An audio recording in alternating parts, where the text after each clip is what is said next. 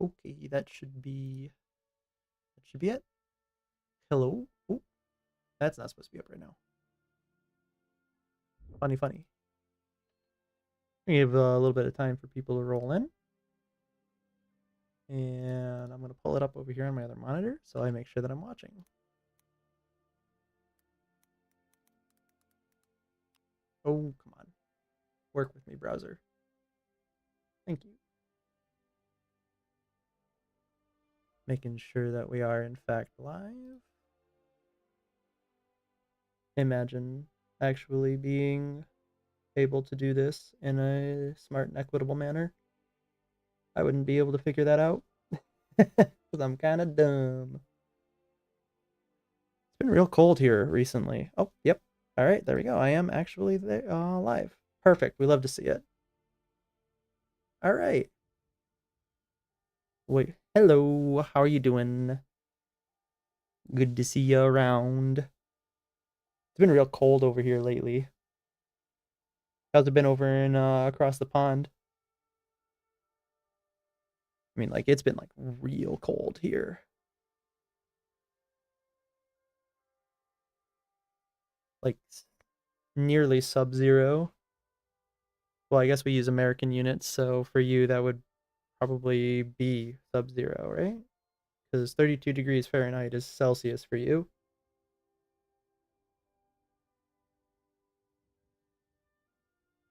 Yeah, I know a lot of people have a stream starting soon screen, but right now I have to figure out how to do that. And not exactly what you would consider to be the smartest person on the face of the planet, but I'll figure it out eventually.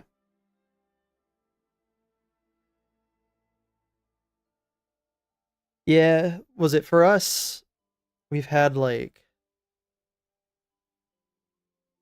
it hasn't been different than normal, I guess, but it has been like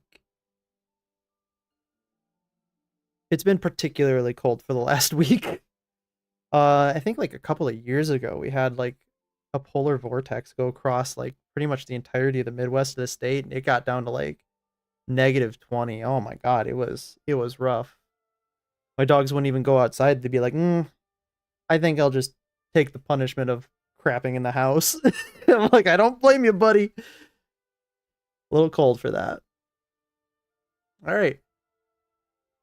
Well, I think everybody has come in here who generally is, so we'll get right into it today. What do we use for overlays? I have Stream Elements right now, and I know a lot of people use Streamlabs. I know a lot of people use Stream Elements. I know a lot of people use a bunch of different things. Like I said, for me, it's all about trying to like figure out how to use these programs since I've never had to use them before. So I'm just trying to like fly things on the seat of my pants, figure them out as I go. And obviously any amount of like tech tips or any amount of like, hey, this person does this, it's definitely appreciated. Speaking of which, I guess this is a good time to like kind of transition into some small stuff for the future or some future notes. I definitely again like streaming games and stuff like that, and a big shortcoming of mine in a way is reaching out to other people. I'm sure not too many people can say they don't empathize with that. And moving forward in the future, I'm going to start reaching out to more creators. Although, I don't want to feel like I'm wasting anybody's time. So I've got to find a few creators that are like generally around in the same bracket as me, I would say.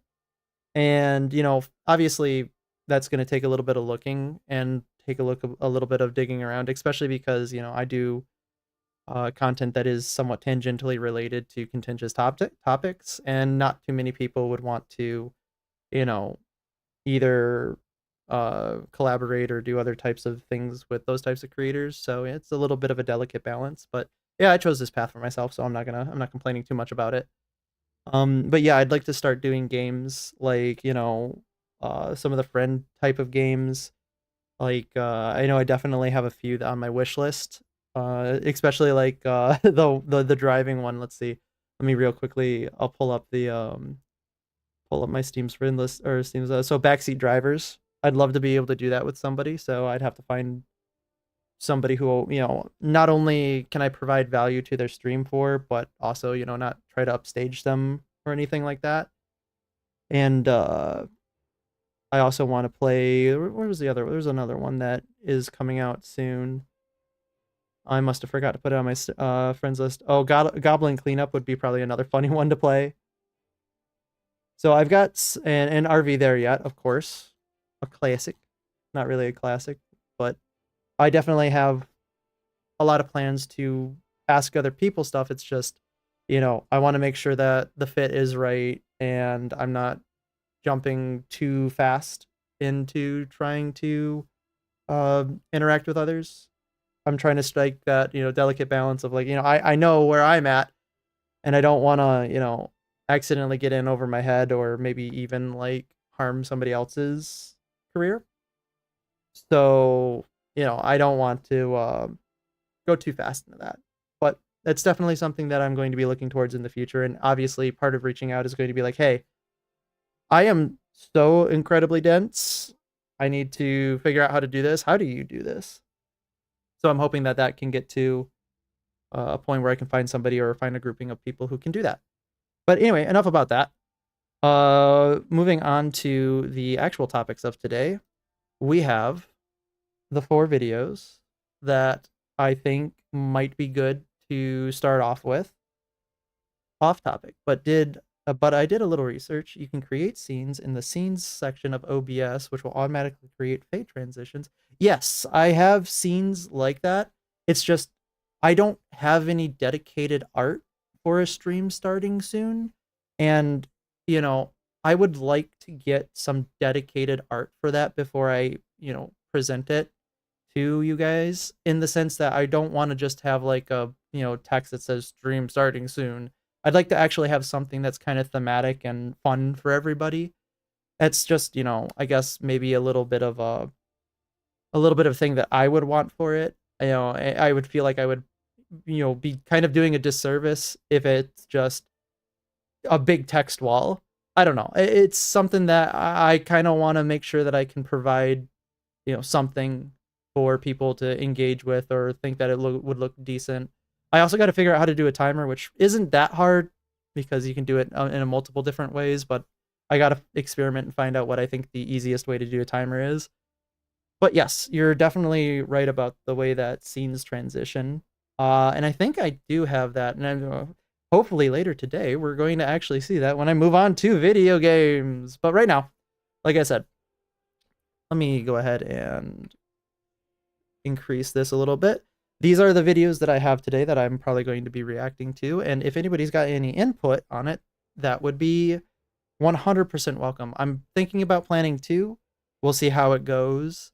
I know, like, we got a couple general ones that I think are fairly widespread over a lot of different topics. We've got one about anime, we've got one about gaming, we got 2 about gaming, and then we've got one that's kind of the landmine.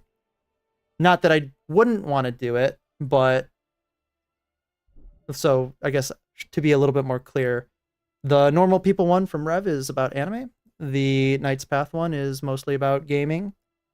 Same thing for the Bellular News one. I think that one would be interesting because that came out 6 days ago. Highguard came out not too long ago, and if anybody's been paying attention, it's not doing so good, as nobody would be surprised about. And the Asmongold one, as I said, is probably going to be a little bit of the landmine. So, okay. Well, I know you watch anime. I'm pretty sure because either you mentioned that you liked Frieren or your description mentioned that you liked Frieren. So I know that you're at least I think you're a fairly versed anime fan. So I'm thinking we can do that one, especially because talks a lot about stuff on X and Twitter.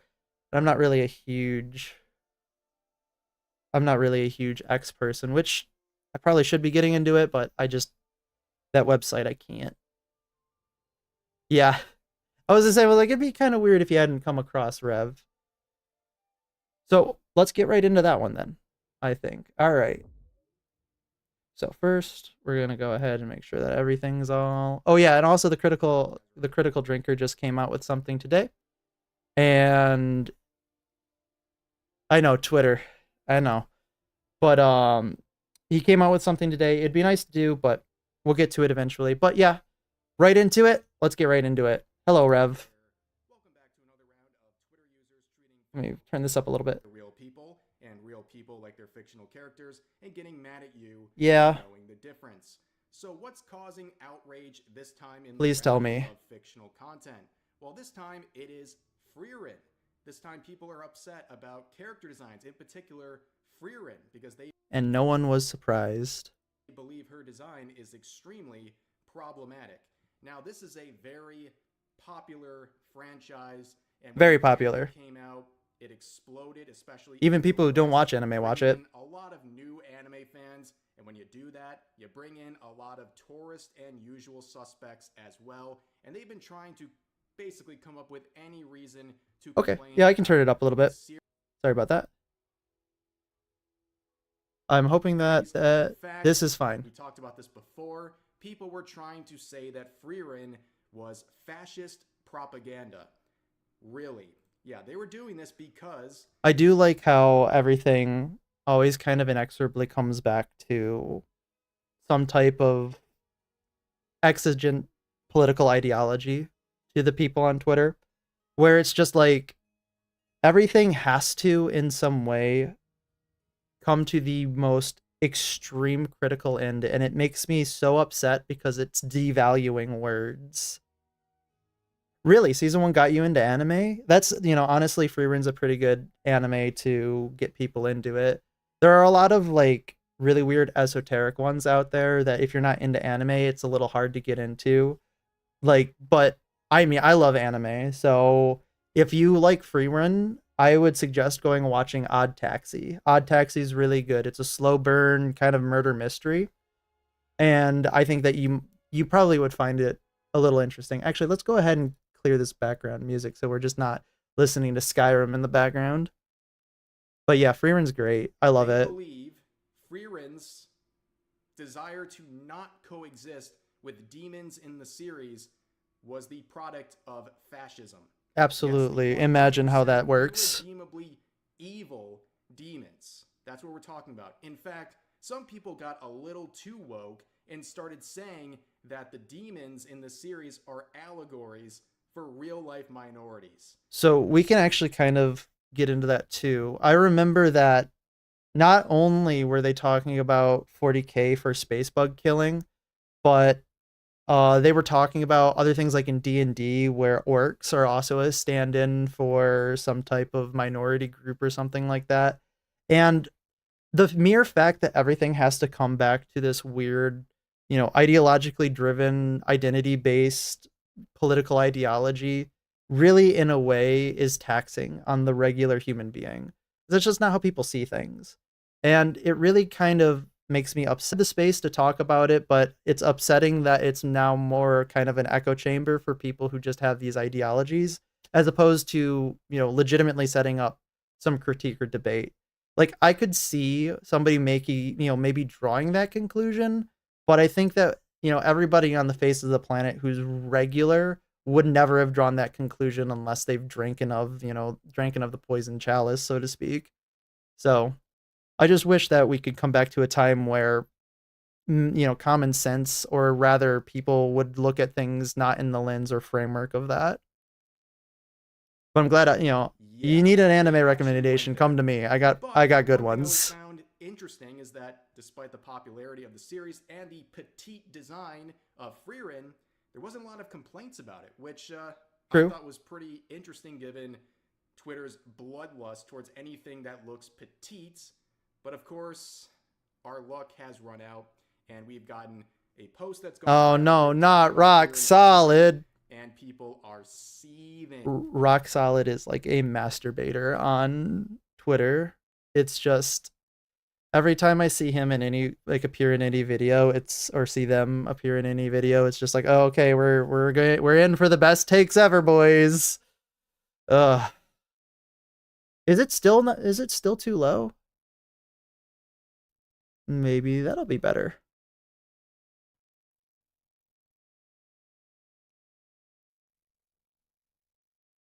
Sorry about that. Sometimes we have to look at it that way, but people take it way too far on that platform. Yeah, no, people definitely take things way too, like, on Twitter, it's always turned up to like 11. And that's because I think there's no repercussions for people turning things up to 11, which you should have the ability to turn things up to 11 if you want. However, you should also face a punishment for turning things up to 11 for no reason. Like, I don't know. I'm usually the type of person that's not super authoritarian when it comes to, like, enforcement of rules or enforcement of certain things, but sometimes people need to just have their hands taken off the keyboard and told you have to go outside for a day and you can't post anything. And they're not just seething, they're being giant hypocrites, they're exposing themselves, Oh they're yeah. showing their jealousy. It's a mess. But let's read it real quick. Flat chest, no behind, short, elf ears. This is the ideal female body. I You hope may this is not loud like it, enough. but this Please let is me what know. peak performance looks like. So, Thank you, Rock again, Solid. this is sort of a meme format here. And we're talking about Frieren, a fictional character, okay? It's not that deep. But I will say this. Yeah, it's not that deep, but I'm gonna bet you that somebody's going to take it much deeper than it needs to be taken. Every single attribute The depths listed of which you here, would have I never have been made able a to video imagine somebody covering would have gone. people using those descriptions to label someone as a predator when talking about fictional characters even. Yeah, this And is you fine. might be saying, Oh, Red, you're talking really? about the volume. Good. Elf ears? Yes, that actually It happened works. as well. I made a video about a year ago about this, where a cosplayer was being Oh called yeah, a I pedo remember because that. they would wear elf ears. Obviously, as I said before, I'm not really like a huge drama person. I don't really view this as like drama, so to speak. I view this as more like cultural satire and cultural commentary. But I remember when this happened, I saw like all the thumbnails and people talking about it. It was like, yeah, I'm just gonna go outside for the day. I'm not gonna, I'm not gonna watch this one. I just couldn't take it. How dumb it was that somebody was trying to make that comparison. Cosplays. People are absolutely deranged. Oh my But let's gosh. return to the original post that has nearly 9 million views. Okay, this thing popped off. And you can see one of the I feel top like that replies dog all the time with too. 27,000 likes says, yeah, if you're a predator. Like, if the worst part about it is it's not that I feel like the dog saying that this is fine. I feel like the dog in the fact that I can't do anything to change it. I watched someone on Twitter once argue short women are child coded with complete sincerity, and that's about the time I clocked out. I mean, yeah. It makes me so upset. It makes me so upset to hear people completely devaluing certain words. Oh my gosh. I can't believe, like, I can believe that somebody would make that argument because we live in, Anno Domini 2026, you like the this year of our design Lord. or these attributes. And then some women in the reply say, man, I'm an adult woman and I look like that. Then down here, this individual says, same, I'm 30. Well, too bad for you. I guess you were born that way. Just like, come on, what? 4'11", flat chest, flat booty. Unfortunately, no elf ears though. You missed the most important feature out of the whole thing, the elf ears. You got But enough for as Twitter you can people to see, call you like every there are name in the book women, based purely adult on your women, looks. who fit Isn't that funny how the that works? description that was contained in the above tweet. But these people are unironic misogynists, okay? I don't use that term lightly because it is a buzzword on Twitter, but these people... Nova. See, you made the mistake of not going to Russia to get all of your bones broken so that they could regrow to be a gymnast. Should have fixed that about yourself. Being short or being flat or any of these things. And they The shame. basically say because of your body type that you have no control over in some cases, you are unlovable. And anyone who finds you attractive is some sort of a predator. That is incredibly misogynistic. And you can see how many people really back this up. This tweet says, so basically a child, referring to these attributes. This tweet, honestly, can you see it? At the end of the day, though, we can all kind of take a second to realize, at least the people who are responding this in a non-ironic fashion, we can all point to them and say, okay, so your opinion no longer matters. Got it. Blocked. 93,000 likes. I think if you want to keep your sanity, you're gonna have to assume or hope this is a lot of botting. Keep my sanity? But there could be I've already lost it, brother. 93,000 sentient human beings who liked and agreed with this sort of premise. And this tweet probably about half of those are are bots. But I got a screenshot I would of think. the community note. That's why they deleted it, by the way. Reminding this totally sane individual that adults have flat chests. By the way, community notes have been unambiguously one of the best things to have happened to Twitter. Oh my god, some of them are great. And be short without being a child. So yeah. Also, again, we're talking about an elf in a fictional. Yeah, we're talking about setting. A drawing. But the original poster. By the way, guys, yeah, you know, arms and hands inside the riot at all times. But we are talking about a drawing. Would delete it and then say, ratio so good. All the guys with anime profile pictures are getting emotional. I mean, I can't really talk. I have an anime PFP if you really sit down and talk about it. Understand this. The above tweet that's deleted had 93,000 likes. Their reply has 11. That's why people are accusing this of being botted. This person in the reply underneath their own tweet is getting 11 likes versus the top that had 9. By the way, notice how it's the person with the Haruhi anime picture coming in with a dog. We know you botted this. Based Haruhi. So, I will say, I think Twitter, when used properly, like in the example of the Iranian Revolution that's been happening, has been a unanimous and ubiquitous good. So there are some good things that Twitter does by existing, but I will agree that 90% of it is probably community notes. Make it make sense.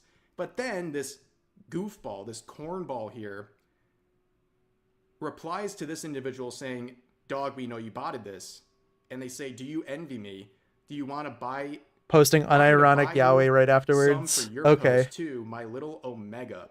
And then posts characters that would fall under the exact same description that they labeled as something that predators are attracted to. At this point, I almost kind of feel like we're getting psyoped by these people. I think they're all just federal agents just trying to get people distracted from like the problems that are actually happening in the real world. They said, no way these dudes really paid actor part of the team where people are mocking their post and other information about their accounts. They have 1 like on this. Remember, oh my gosh. 93,000. Their subsequent posts, separate from it, are getting 1 like versus 34 comments, all dunking on them, okay? This account we're talking about has 18,500 followers, and they can't even... Yeah, there's something suspicious about this. Like, I don't even participate in Twitter, and I can already see that this is a little suspicious. Scenario. But, of course, the projection is going to continue. There are hundreds, if not thousands, of tweets like this. I'm not joking. People completely going mask off. This person saying, free my girl Frieren from this predatory... I want you to all look at what is being said here. It's like, bro, first of all, it's a drawing. Second of all, what type of a claim is this? Source, I made it the fuck up. Oh my god. Interesting. You're basically saying go outside. Go make a singular friend, please. I'm begging you. It's basically your favorite because it's your girl Frieren. So this guy's a predator for liking Frieren, but that's your girl? So what does that make you? These people are like insane. They're like rubbing together like their last 2 brain cells to type out these quotes. It's pretty generous, Rev. I don't think they've got 2 brain cells to rub together. I can't with the internet, man. A YouTuber that I watch once said, remember, arms and legs inside of the cabin at all times. That's the way that I view the internet. Just don't interact with these people. Treat it like a zoo, and it gets a lot better. Saying maybe if she didn't look 10. If this looks like a 10-year-old, or this looks like any sort of a real child, you Jesus are Christ, projecting dude. so hard, it's actually insane. Here's some more. This person saying, "Get my wife's name out of your mouth, you tourist predator." Jesus Christ. He's got a Goku profile picture too, man. Some stereotypes write themselves, let's be honest here. Again, the cell At phones Pablo. are insane. You're calling someone a predator for liking this character, and then you call it your wife. Make it make sense. And then, speaking of tourist, you have a Dragon Ball profile picture. Do we need to remind you some of the early seasons of Dragon Ball where there was content that was way... So for some of you guys who don't know, or like who haven't watched Dragon Ball, there were some, I would say, there were some of the time scenes that were okay during the 80s that nobody would have looked at in any way strange, that as we are looking back with a modern lens would look very different. But, you know, at the time it didn't do any, or it wasn't anything that was wrong.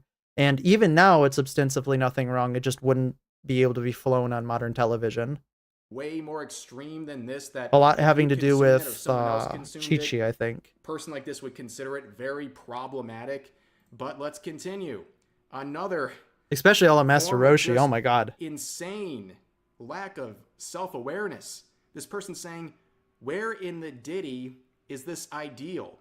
And this person says, "Saying yes, let's go ahead and invoke the ditty. That's gonna make your point. That's gonna totally make your point." Profile picture is crazy. Oh, and Monogatari is also another anime. I have never watched it. Can't recommend it. Some people like it. Some people hate it. It's definitely out there and definitely weird. And this person says, "What are you even trying to prove?" That entire series has multiple characters with a build like Frieren. In fact, probably even more towards that direction. And that series is incredibly lewd. And it's your profile picture while you're calling people Diddy for liking something even more tame than what you're Imagine it being like the most unironic projection ever. And all these people with their obsession with Epstein is crazy. Epstein or Diddy or whatever. I mean, this one right here, like, honestly, that's a little bit of a funny picture. Who has this saved to their phone? That's that guy does. Deranged behavior. But guess what? 43,000 likes. These people are off their rocker, dude. Here's another good lord insane form of projection. I can't believe that some people would post some of this stuff. Like you're supposed to be 10. You're weird. You're a creep. Ew. Gross. What's wrong? And let's all take a second to realize Rock Solid only had to post, let's see, less than 100 characters. Less than 100 characters and 2 pictures. We've gotten all of this from that. A bountiful harvest, if you will. Says she is perfect. And then the original poster says, "I'm prettier." Posting an image of themselves wearing, I guess it's Sanrio, while being petite. What are we doing? Yeah, is what? It jealousy or what? How have we gotten here? And then we have this. Sometimes it's worth Googling female anatomy, bro. A woman like that won't be able to carry a child for many reasons. Why are we even talking about that? What's this got even anything to do with? What? How did we get here? Go get some treatment. What is How this did person we get even here? talking about? Guys, guess what? Petite women, they can't have children, according to this Twitter user. Also, by the way, Google female anatomy. We're talking about a fictional character. What are you even doing? Why are you going off about real people? And also, we're talking about like all this stuff. Like, this is a cosplayer. This is someone making cosplayer looks like a strong word. And they're doing cosplays of the series Frieren. And now they're projecting over this type of stuff. I will never understand these people. You have taken your first step on your journey of understanding these people. Like the ultimate hypocritical behavior. Understanding that they cannot be understood. This whole thing. Everything gets better from there. And the original poster would follow up on their own post saying, to all the quote retweets, I will say, if you hear flat chest and no behind, and the first thing you think of is children, it honestly says a lot more about you. 100%. Yes, ladies and gentlemen, I think that is a good 100% video on. People on Twitter have like absolutely fried their brains. I don't even know. This whole video is filled with so many examples of hypocrisy, projection, even jealousy, all over someone describing accurately a popular anime character. So I guess Frieren, I mean, it was a little inflammatory. Let's be honest here. We knew he knew what he was doing. We all knew what he was doing. We all knew what was going to happen from it. The way, you know, it gatekeeps, it filters people, and less people will be interested in the new coming season, which people are super hyped for. But yeah, that's gonna do it for today's I haven't video. actually watched any of the new season. Your thoughts about today's topics in the comment section down below. Hope you guys enjoyed the video, and I'll see you next time. Thank you, Rev. We love Rev. No, I haven't actually gotten a chance to look at the new season of Frieren. It's definitely on my list. I've been kind of a little busy, obviously, with some other things, and there's a couple of other anime that I've been really kind of wanted to get into. But yeah, it's just insane the amount of shit that people say on the internet, especially about like things that ostensibly are normal. Oh my god. All right, let's go to only 2 episodes, but it's pretty good so far. Yeah, no, I've been hearing that it's been pretty okay, or pretty good. Not to just kind of like minimize that. I always end up saying stuff like pretty okay. I need to stop saying stuff like that. But yeah, I'm waiting for it all to come out, to be completely honest, because I'll probably throw that back in literally a day. That's just how I watch things. But yeah, all right. I'm thinking that we should probably maybe move on to, I'm thinking the High Guard video, because High Guard came out and it's topical. And I think it'd be pretty funny to kind of let's see what Bellular said like 5 days before it came out. So we're going to do that. And then if we've got enough time, we'll go on to Knight's Path, because that's a game that I think is going to be a game that I'm going to play on stream. So we'll move on to that after our Bellular video here. I like Bellular. I've been watching him for a while. He's been pretty awesome. I'm sorry, Mr. Bellular. You're going to have to wait. I'm introducing you. Oh my god, I hate you. Please. No, it's not working. Okay, well, I guess it's staying like that. 30th of the next episode for Frieren? Okay, cool.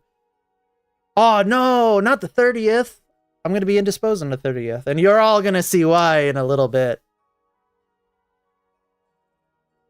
I haven't watched Oshinoko. I've heard that it's pretty good, but I've heard that some people were a little disappointed with its, season 2, but I'm willing to give it a try. But all right, let's see what Bellular says about High Guard. Closing out the game. We're gonna the go. Internet has decided that the game closing out the Game Awards is already a failure. The game is called High Guard. So, let's all be honest here. This came out. Let me pause my ambience. No, please. There we go. It's already come out. The internet had decided it was a failure, and it right now is looking to be a failure. I think it's fair to say that currently it's the most death-flagged game out there. And you can see the comments about the place. It's dead on arrival. It's cooked. And since controversial it's already DOA. The Game Awards, it's basically been radio silence. And for some, this is just another. So for people who don't know, if you don't watch the Game Awards is, obviously one of the bigger events in gaming every year. And usually there are some good, announcements or releases that come out on it. And you save, obviously, the best for last. This occupied the last slot, so this was like the highlight of the night, and oh man, people weren't happy about it. A bit of damning evidence. It didn't look good. It's yet another multiplayer shooter heading out to an audience that's already sick of them. It's basically Concord 2. Yep, Concord 2. Critics, it basically looked like High Guard blew their entire budget on that final big spot of the Game Awards, flopped hard, then went radio silent and pretty much immediately gave up. That's the common narrative out there. Yeah, but it's that's not one thing quite that they what's did, actually which was happening. really weird. They just like went completely radio silent after $1 million. they That's announced actually what sources themselves, told Kotaku a 3-minute which Game is just Awards so weird. trailer spot costs. Highguard's was at 2 minutes and 37 seconds, and usually in the Game Awards, that kind of thing is money well spent. I mean, the 2025 event reached 171 million viewers. That's a hell of a lot, but obviously, it only works if people actually like what they... Highguard doesn't seem like it's going to do too well. Well, I'll have you know, we live in a post-Highguard release world, and I can tell you for sure, it didn't do too well. See, and when Jeff Keighley ended the show's reveals, I think audiences had high expectations. And you can really see why. Over the last few years, we closed with Intergalactic, the Heretic Prophet, which not everyone is hyped for, but, you know, big new Naughty Dog game. Right? This also looks like another game that's probably not going to do as well as they'd want it to. I'm not, like, sure how well it's going to do, but, you know, obviously a lot of people weren't happy with The Last of Us Part 2, and I think there's probably going to be a lot of lingering resentment from that, especially for Naughty Dog. So we'll see how it plays. I don't think it's going to do too well. Wilds and a release date for Final Fantasy 16. Monster Hunter Wilds was pretty good, though. At this show, we'd already seen Divinity, Mega Man, and Fate of the Old Republic. So, I mean, if something was to close out the yeah, no, Highguard is out. Let me real quickly. Let's see if I can. Actually, I'll do this. Show. Since we're already here.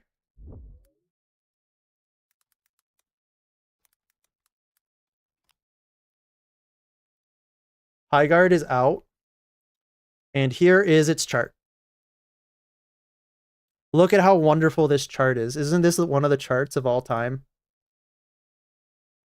It started with, you know, a respectable 97,000 players, and over its entire first release day, it has dropped to about 20,000.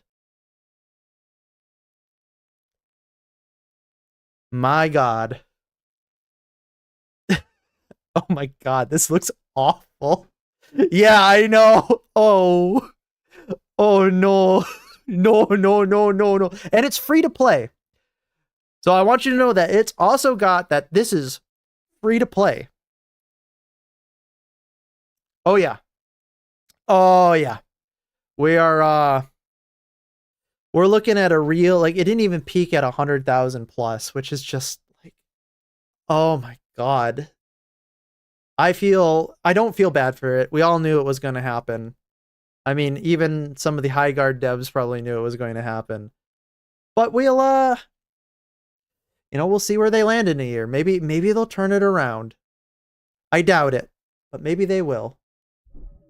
Surely it would be something truly special. And then we saw a trailer for another multiplayer shooter, and people started laughing, you know. People are tired of multiplayer shooters like this. Fantasy meets guns aesthetic. People are sliding, there's destruction, there's hero powers. It all 20K on a free-to-play AAA game is too good. Is too good? Oh yeah, is too good as in it's too funny. I was gonna say, it was like, it ain't good at all, brother. No, but it is too good as like, it, like, the jokes write themselves nowadays. We don't live in a world in which comedy is written. We live in a world in which comedy is now experienced as part of the world itself. Seems familiar, even though it's saying a new breed of shooter. A new breed of shooter that does the same thing as everything else. All the constituent parts. And from what we could tell, the largest difference was that you could ride horses and bears. Which wow. we've, you know, all been gagging to do in our hero shooter games. Oh yeah, I wish Overwatch would be so much better with that, right? The game's name sounded like someone just ran Overwatch through a thesaurus. People even thought it was a weird fake game. And since then, the developer, Wildlight Entertainment, have said nothing. Like I said, remember, this was the capstone of the night of the Game Awards. Despite there being a release coming next week. So what the hell's going on with this mystery? Did they just drop $1 million on that final slot for absolutely nothing? Wildlight did not pay for that final slot. Oh, I could bully Arkfold. I can bully him. I will bully him. to have paid for a slot. I'll think though about doing Jeff that in the Keighley has future. That been known definitely to is reduce something that I could rates do. even down to free Honestly, for sorry to interrupt the video. Honestly, it'd probably be fun if we get a small community going together to do hunting parties. That would definitely be something fun. indie devs. But according to reports from journalists like Imran Khan and Paul Tassi, Keighley and his team gave Highguard the closing position. Here's the quote from Paul Oh yeah, Tassi. I also heard the rumor going around is that Jeff Keighley gave the last spot at the Gamer Awards to them for free, essentially. And if that is the case, and if that is not rumor and it's true, I am going to be so monumentally upset. Like, I've been watching Jeff Keighley ever since he was on G4 TV. Not to tell you how old I am, but that could tell you how old I am. So he has been a part of my gaming life for nearly as long as I can remember. And every year, I have seen him go further and further down the path of being absolutely stupid as shit. And it makes me upset because he used to actually have decent opinions. Honestly, you should try it. You should try out Monster Hunter if you've got a system that can handle it. It's a good game. I actually originally started playing Monster Hunter on Monster Hunter Worlds, so give it a shot if you like it. But and that one's a lot cheaper. But I went into it because a friend asked me to play it, and I went into it saying, oh, I'm gonna hate this, and I wanted to find a reason to hate it, and then I ended up loving it. So that's actually the same story for Dark Souls for me. You asked me earlier what my favorite games were. I forgot to mention the Soulsborne series, obviously. But my first experience was with Dark Souls is the whole difficulty in game debates, and I wanted to kind of show, like, I wanted to go in proving that it didn't matter what difficulty things were on, and I came out on the other side of that saying no, it does matter what difficulty the developer wants things to be on, and this is a perfect game and you shouldn't change it at all. So I went in wanting to hate it, came out loving it. Showrunner Jeff Keighley just really liked I go into a lot of things wanting to hate it and come out loving it. The game and offered it to them. So basically, it was Keighley's editorial choice. He thought it was cool. He wanted to show a game that's coming out rather soon, instead of one that's coming out years and years away. Like, I don't know, say, Intergalactic: The Heretic Prophet. I mean, I'm pretty sure Intergalactic won't be that good. With gameplay rather than purely CG. And it's one that also fit the industry story that Jeff has been trying to tell, of the independent developers basically coming from ex-AAA studios and then being able to go really hard punching above their weight. I mean, if that were the case, if he really wanted to do that, then he would show games that, like, are literally single A developers, maybe like even a guy working on it in his room or something like that on the Steam outcome or upcoming list. Like, there are plenty of games that are like absolute hidden gems that you could have done that with. You don't have to go with a AAA quality game if you really want to highlight independent developers. I like the newer games. Now tell you what difficulty the game is intended for. I like that games tell you that too, honestly. I'm a big stan of wanting to play it on the developer recommended difficulty on my first playthrough, mostly because it's like that's where it was intended to be played for. And I like it that they say this is what our intended difficulty is. That's clear from both his introduction and the trailer. So, the intended selling point for Highguard basically comes down to one framing, and it's this: from the makers of Apex Legends and Titanfall. Jeff said that up front. It's 61 devs who kind of just went and made two of the best shooters of the last decade, who are now free from EA's clutches to Titanfall got robbed. Just make whatever the hell they want. That's the same trick that was used in the first reveal of the show for Fate of the Old Republic, which ended with... Oh yeah, there's going to be a new Star Wars it's just that for Highguard, game in the same vein as KOTOR. That pedigree just didn't give viewers enough confidence in what they were seeing. So now that we're a week from launch, why the hell has it been radio silence? And what's going on with this game? First, there's the expectation. Well, there's the easiest answer for that one, Mr. Bellular News. Because it's going to be garbage. And they know it. It's either been delayed for a rework or that they've just given up and are hoping to quietly drop the game somehow. But part of the silence is actually simple logistics. You see, if you're a studio doing a... I understand that, 100%, I get it. I actually will not play BioShock on any other difficulty except for the hardest, but I always like to see what the original intent for the game was, like what they internally balanced for, before I start modulating the difficulty on my end.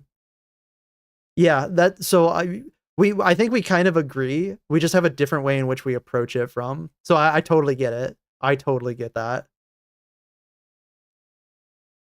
Marketing campaign for Absolutely, a Nova. multiplayer game, I think it's fair to say that 2025's last few weeks basically would have been the worst time in years because TF3 needs to exist. What are you talking about? Steam can't count to 3. Sorry, Valve can't count to 3. Launch your game the week before Christmas because the holidays would just kill the momentum, which basically means the game kind of had to come out in January. Perhaps that makes sense. I mean, Hytale went for a similar strategy and they've absolutely monopolized. So apparently Hytale's like really good. I don't know if anybody's played it here. Like, you know, this is going to sound weird. I've never played Minecraft in my life. I don't intend to start playing Minecraft, which, you know, that's not a commentary on the game. That's I just never got into it, and I don't intend to play it anytime in the near future. Maybe if there's a big demand for it, but I don't intend to play it. But I know that Hytale is a really good game because people who like Minecraft really like Hytale. So if you haven't tried it out yet, it's definitely worth looking into. A very quiet release schedule. But Hyguard isn't Hypixel. It doesn't have the positive vibes. Hell, it doesn't even have the neutral vibes. People basically are. Oh, Titanfall 3. Obviously, the reveal was meant to go better than it did, and the hostility of people. Yeah, TF3 needs to. Titanfall 3 does need to exist. Negative territory, which basically means they have got to overcome all of that. So think about it this way. If Wildlight had spent the last few weeks dropping that's absolutely fair. Blog posts for characters, I just know that people have been saying Hytale's really good. Then there would have been one overriding reaction, criticism, where, fair or not, every ability would have been contrasted with Overwatch, Apex, or any other shooter. I mean, the original trailer was leaning into familiarity. It was meant to feel like enough of a known quantity to, well, be something you could immediately pick up and play, safe in the knowledge that it's Apex and Titanfall people, which would appear to be the strategically sound play. I mean, I think that's probably the issue though, right? Is like they got this talent from Apex and Titanfall, and they're like, oh dude, that's gonna sell the game. But they forgot to make an actual game worth playing along the way, as evidenced by the fact that everybody's been saying it's like eh. Like, I think the worst praise or worst that I've heard about it is that it is boring and unengaging, and the best that I've heard about it is it would be a good game if it came out like 5 years ago, which you don't really want that in your game. Dreamhaven, which is a whole bunch of ex-Blizzard so like people, yeah, I haven't heard that it's absolute garbage, but I haven't heard that it's anything good either. But if you step outside your known genre, people just may not give a shit. Of course, the problem here though is that no one was willing to extend them grace after the reveal.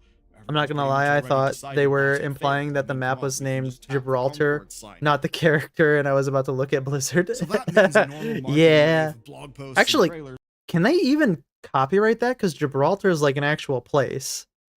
They might not be able to copyright that name because it's like in the commons. Wouldn't just have been a Sisyphean. Although that is probably with rights, they could probably copyright it if it's exact 1-to-1 rip. Task. But it would have been a bit like Sisyphus pushing the boulder, just that the boulder is actually water, and it's just going to go down the hill, right? There's nothing he can do. I think it would have been completely pointless, and I think they probably know that as well, especially because there are a group of developers who have actually solved that problem before, okay. And all signs. Well, that's what I was saying. The same trick again. Let me explain. Per leaks to Insider Gaming's Tom Henderson, there's already been a marketing event for Hyguard. Probably not on the same scale as... There's already been a marketing event for Hyguard. But it allegedly did happen. So I didn't know that there was a marketing event for that. Because everyone involved is under embargo. And that's because Hyguard can't get a mulligan on their reveal. But the plan is to make sure that the next time you see it, it is in your hands, or at least that it could be, and that you can see a bunch of streamers and press. Basically, it's the same people who did the Apex Legends Shadow Drop. And I think you could argue I don't know about that one. I think maybe the Game Awards was a bit of a blunder. I think it was. They can copyright the map design, but the name maybe Watchpoint Gibraltar, but not. Yeah, that's what I was thinking. It was a pure shadow drop. It's hard to say, but with the Game Awards not going well, it seems that a big day one push is basically the next best option for them. Man, as the reaction has been what hostile, a marketing we fumble. have seen new multiplayer games make it, even relatively new IP. Arc Raiders and Marvel Rivals both broke through last year and have got stable audiences. But the difference between those two games and this game is that they're good games that people want to play. Wow, imagine how that works. Now, obviously, not every game makes it. There's Spectre Divide and Fragpunk. Those are ones last year, which, again, were brand new IPs from indie teams with a lot of experience. I don't know much about those games. All of them, though, were built on the same principle. Oh, 2 player. Oh, no. But they simply did. Oh, that is a graph. Oh, no. Were built on the same principle. That principle was that making a good game is only part of the conversation, and that the rest is marketing. And that is a truly high mountain to climb. Let me explain here. So probably because they ripped off Valorant, let's be honest here. They said, oh, that works, we might as well do that too. Unfortunately, they don't have the same budget as Riot. But it's just like, oh man. They say that marketing is more important or just as important as having a good game. I don't think that's true at all. Like, you just need to have a game that people want to play. There's a recent study from the marketing will do itself. Site, and it showed that players need to see, get this, 141 hours worth of coverage before they'll buy a premium game. I've got to be honest with you. That seems absolutely mad to me. That's insane. I don't think that's ever fit me buying a game. I needed to see maybe 5 minutes of Dark Souls to have decided to play it. Before, though I can see the number making sense if we're talking not just about watch time. It could just be seeing trailers, being reminded of them, seeing reveals, conversations, even memes, community stuff. I mean, you know, let's take this from another angle that might be interesting. They might be correct about that if they're trying to sell you a dog shit product.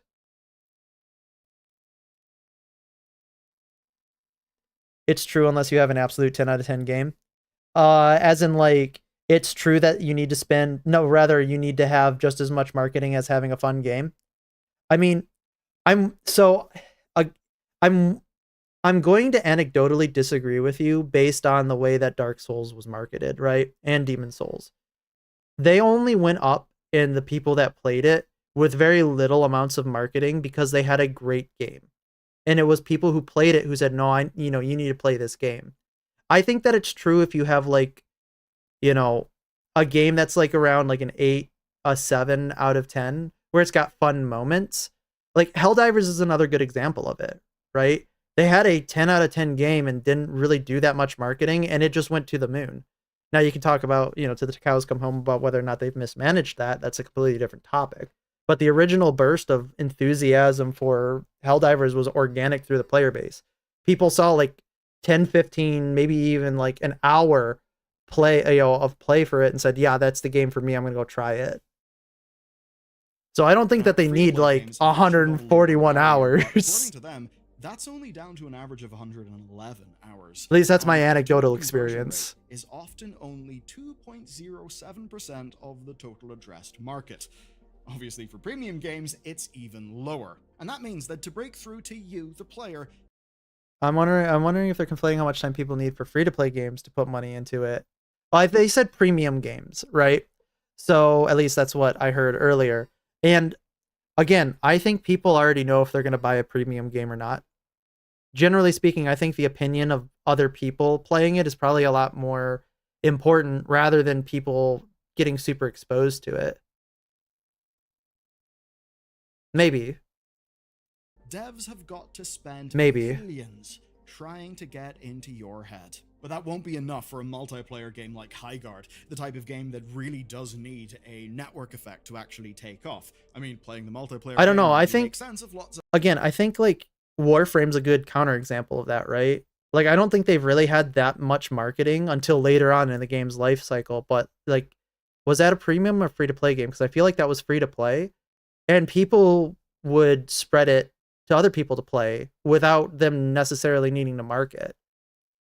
So I don't know how much it's true that you need to see 141 hours of a game in order to convince somebody to play it.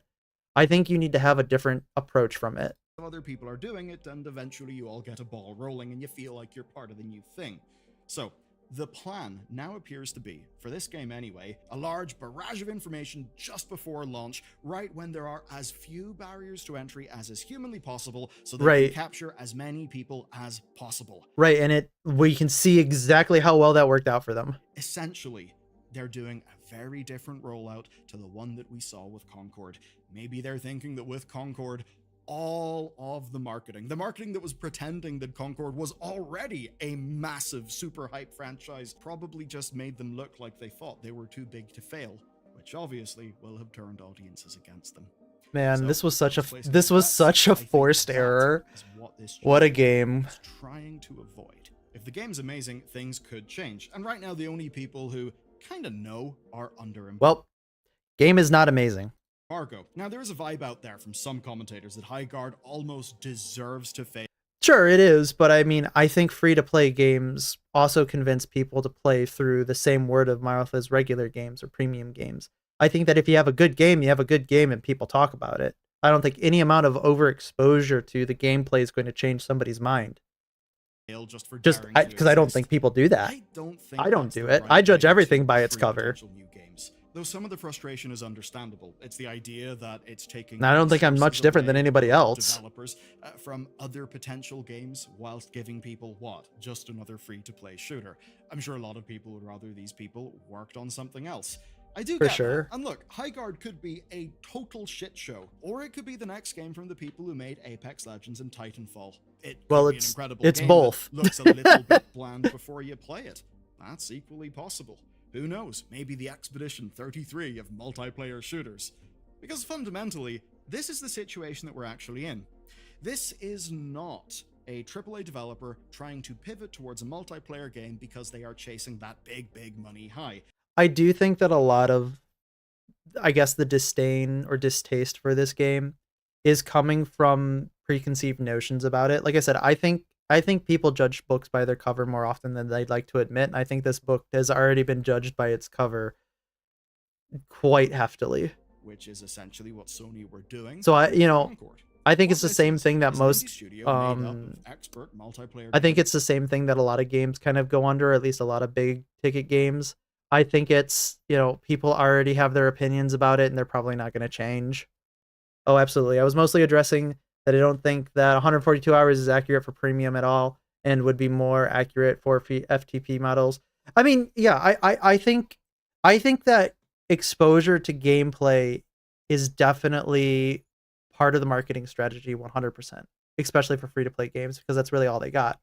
But I don't think 142 hours is nearly what you would need to convince somebody. I think maybe an order of magnitude lower, like maybe 14 and a half hours would be enough to get people to think about playing your game. Because like most people, when they see other people having fun, as long as they look like they're also going to have fun, they're like, yeah, I'll try it out, especially if it's free. I don't know. I just think that 142 hours is a bit excessive. To build something that they want to play. And nearly unattainable, honestly. Or a single player narrative RPG. No, these people make shooters, so of course they're going to go and try to make a shooter. And if they succeed, well, they're in a tradition with Arc Raiders. Yeah. If they fail, well, that's they're not beating Arc Raiders in this specific game. One indie studio failing won't convince the industry to stop trying to make the... Definitely 142 hours for FTP rather than premium. I only have over 142 hours in a couple of premium games, and I'd recommend one of them over the ones I have 10 in. None of them over the ones I have 10 in. Yeah, like, because again, when they're talking about exposure, though, they're not talking about somebody playing 142 hours, at least as far as I am conceptualizing it. They're talking about you being exposed to 142 hours through content creators, advertisements, basically like Raid Shadow Legends, right? You have had more than 142 hours of exposure of Raid Shadow Legends over your lifetime, I guarantee it. Have you decided that you wanted to play Raid Shadow Legends? I mean, it would be really funny if you say, I already play Raid Shadow Legends, but most people would say, no, I'm not going to play Raid Shadow Legends. And like, it's a free-to-play game. They barely get, I would say, a conversion on it, but they have such the exposure and such the ability to expose themselves to many people that it doesn't matter at that point. But I don't think 142 hours is going to convince somebody to play the game if they don't already want to play it. Exactly. games. And I'm sure I mean, people probably have made the decision that to play the game not even by trying it for an hour, but by only seeing an hour's worth of content surrounding it. Next game, with another developer desperately trying to reach the small part of the audience that may actually care about the thing that they are making. But I suppose I could say this. In a world where the likes of Arc Raiders are kicking off and offering major competition to some of the big AAA incumbents, well, you know what? Actually, that's good. I think that's the likes of Call of Duty. It's very good that Arc Raiders is doing really well. Disrupted, well, the more vibrant the FPS space could actually be. So yeah, maybe we'll actually start getting good games again. Hope that they succeed. If there's another game, I'm never gonna play a raid. Nothing puts me off more than massive advertising campaigns. Nightmare. I feel that. I do feel that. Yes, I understand the eye rolls, but there's no premium games I need that much exposure for it to sell me. I either know the franchise or I dedicated the end of maybe 30 minutes of gameplay video. Something that I think most of us are already fairly frustrated with. I needed that much. Yeah, true. No matter what. But that's, again, it happens. But until then, I think you should watch this next because, well, no matter what games you're playing, I really hope you're able to build a good PC. Thank you, Bellular. But I definitely think that most people have already decided to buy a game when they've, decided to buy a game or decided to download a game when they've decided to download a game. And the indie revolution is coming, I hope. So I don't want to be a downer. I'm not going to be a downer. Let me turn this on. But I don't think the indie revolution is going to come as a straight revolution in the sense that everybody's going to be playing indie games. I think indie games are probably going to just have as much exposure as they continue to have right now, because a lot of people don't really like, or rather don't really gravitate towards the experiences that indie games give. Like kind of like the 1 to 2 hour, very hyper focused experience that an indie game can give to somebody, which is fine. I'm totally okay with that, because indie games aren't games that I would consider to be for the lay consumer. I think indie games are mostly for people who, like, they're games made for people in the industry and games made for people who are hyper enthusiasts or hyper hobbyists. And they make the game space better because they allow a ground for experimentation for things that might not necessarily fly in AAA studios. The indie revolution is going to look like AAA is just not selling anymore. That's going to be the indie revolution. It's not that indies are going to become more popular. It's that AAA and gaming as a whole is going to hit a massive recession, which, for what it is, can be good, can be bad. But I don't think indie games are going to be nearly as popular as a AAA game or, near it, unless you're in hyper-specific groups, like gamer groups that are focused by it. Unless they're counting the hundreds of hours in a previous entry of the franchise as part of the exposure, which would be weird. I don't think they do count that, because I think they were strictly saying about being exposed to the product. It's one of those, consume the product type of mentalities, I think.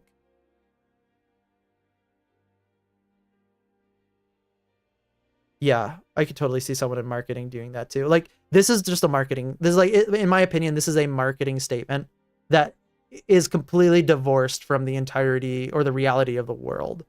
And, for what it is, marketers probably don't play the games that they're trying to sell anyway.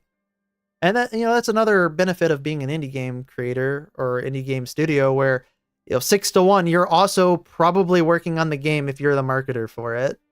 So at least you have a good idea of what the indie game is about. I think we got time for one more. Let's real quickly, we'll do a Knight's Path with Endymion and see where we end up with that, because I think that we can lead very easily into that from Bellular, and then afterwards we will get to some Half Sword. Let us hit this. I guess I'm just curious what marketing research they did to provide that number. None. Sources that they made it the fuck up. Every now and then a game comes I'm out so happy that my culture war fires, this is not working at all. Thank you. Why are we lagging? Thank you, YouTube player. We love it. honestly, Okay. every now and then a game Now we're back comes on it. out that stirs the culture war fires, but this Yeah, and if you didn't know that, if you haven't heard about this game, or there's two sets of games that they're going to be talking about, they seem to be getting a lot more exposure on Twitter and X. So we'll see what Endymion has to say about it, because I've got some things that I definitely would like to say about this it. time, honestly, I find the situation surrounding the games in question here to be more insufferable than really anything else. True. Today I want to talk about Knight's Path, a low fantasy Sekiro-like game, Which, by the way, set looks during the amazing. Roman Empire, as well as another game called 1348 Ex Voto. That's another game that's also set in medieval times. It apparently follows a non-binary lesbian female knight looking for her lost love. And now how these two games are being pitted against each other. To be fair, could be interesting. Although I don't trust the studio to be able to make it interesting. Because I guess they appeal to different sides of the same coin, and it's annoying to say the least. And since there isn't enough footage of either of these games out right now on the internet, if you don't mind, there will be footage. That's not going to stop people from having an opinion on it, though. Of other upcoming medieval-like games in this video to make up for that. And you may have also noticed that there's game names and covers being shown in the bottom left corner of the screen when these games first show up in the video anyways. Those mechanics don't look terrible. They look like they could be fun to play with. So I'm hoping that they don't botch it. All right, let's get into it. So Knight's Path is a game being made by an indie studio that doesn't actually have a name. It's instead labeled on Steam, as seen here, under the two developers' names instead. Even the publisher is That's how you know it's a good game, by the way. As well. So if you don't mind, I'm just going to call them Knight's You know it's a good game when the indie studio is just named after the guy who makes the game. Path, since there's really no other way of making that make any sense here. But anyways, Knight's Path released their first alpha footage trailer that you're seeing on screen here. The game is labeled as a Souls-like open world low fantasy RPG game. You play as Ulrich. I hope I said that right. Anyways, I am the target audience. Who, must survive in the times of the Holy Roman Empire. Combat will be, as I said, Souls-like Sekiro based on what the devs have said on social media anyways, so you'll be parrying a lot, breaking the stances of enemies and then overwhelming them in plated armor combat. I guess think of it sort of like Kingdom Come, but in third person, but also Sekiro. I never got to play Kingdom Come Deliverance. I kind of want to, but I'm afraid because there's going to be abundantly clear. It's pretty hard, as I hear. Character Ulrich to engage in gay romance whatsoever. The exact tweet that has caused the firestorm is here, right, as you can see, a user, or it's a deeply unserious name, 100%. Representation. Oh yeah.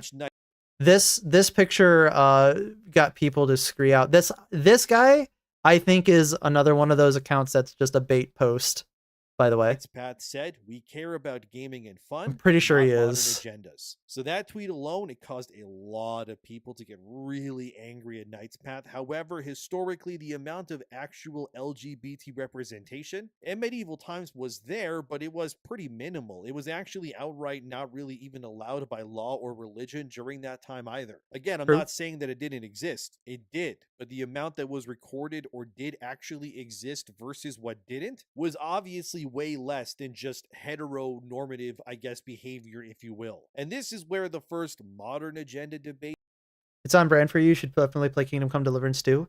Yeah, I think if I ever do play Kingdom Come, I think I'll play the first one and then the second one. Like, so my one issue in Kingdom Come Deliverance is I know that there is a story beat about a woman who got abused in a way, and I've never really liked stories about that. Like whenever I have something like that happen in a video game or a book, it always makes me uncomfortable. So I'm hesitant to do that because I do kind of get a little emotional about that type of stuff, and it really isn't something that I like to, be around because it just makes me upset and angry. So if I ever do kind of get around that a little, like that little faux pas, so to speak, I'll definitely play Kingdom Come Deliverance. And obviously that's part of history. It's something that did happen or does happen. But I personally don't like stories that or some stories that revolve around that. So I'm kind of like measuring that with whether or not, I actually want to engage with that NPC storyline, because I think it's unavoidable. So yeah, but I definitely agree with you. Kingdom Come Deliverance is definitely 100% on brand. It begins pretty much here while asking the question, which is if excluding something is now a statement in itself these days. So this then brings me to 1348 Ex Voto. A game, as Pink News puts it here, is something people are very excited for because it's a lesbian romance story. I love the purple journalism in this headline. People are seriously hyped for upcoming lesbian night game, quote, 1384 Ex Voto. Okay. Which people? First of all, how many of them? And lesbian night game, you are just breaking it into one specific thing that really tells everybody that they probably don't want to play it because the focus is that. They would much rather play a night game where you happen to be able to be a lesbian and not that it matters at all than it being the lesbian night game. It's like, bro, you're not talking to anybody with this article. You're just trying to make a political point. Now, before I go any further, before anyone makes up a narrative about me or something, I just want to say I don't care if a game like Ex Voto or Knight's Path does what they want with their narratives. Exactly. I'm not saying that either game somehow doesn't have the right to exist. Obviously, game developers can do whatever it is that they want. They It's can. up to the audience and the paying customers to make the difference as to what should exist and doesn't. So I don't think that Ex Voto looks like a bad game at all. Its combat looks serviceable. The It voice does. acting, from what I've heard in the trailer, sounds good. Yep. The haircut is, not the best, but it's period specific. Period. So yep. It's what it is. Temporally speaking, correct. The game looks fine. I have no idea if I'll play it myself yet. I don't think anyone should boycott it or anything like that either. But I do find how the developers who made Ex Voto are behaving to be kind of eye roll worthy. I gotta be honest. It's pretty obvious that and that's the problem everybody has with it. The developers behind like Ex purely Voto are very aware of Knight's Path, since they said this recently on Twitter, which reads, "Don't forget to wishlist and note the release date on your modern agenda." Like that right there, on your modern agenda. Like, brother, just make a good game. We don't need you to make a political statement with your game. Just make a game. I don't need to be reminded every single time that you're doing this to, big quotes, own the chuds, or big quotes, do something with it. If you want to tell a lesbian story, just tell a lesbian story. Don't tell me that I have to ascribe to your political beliefs as well. Like, let the game stand on its own. If it's good, it's good.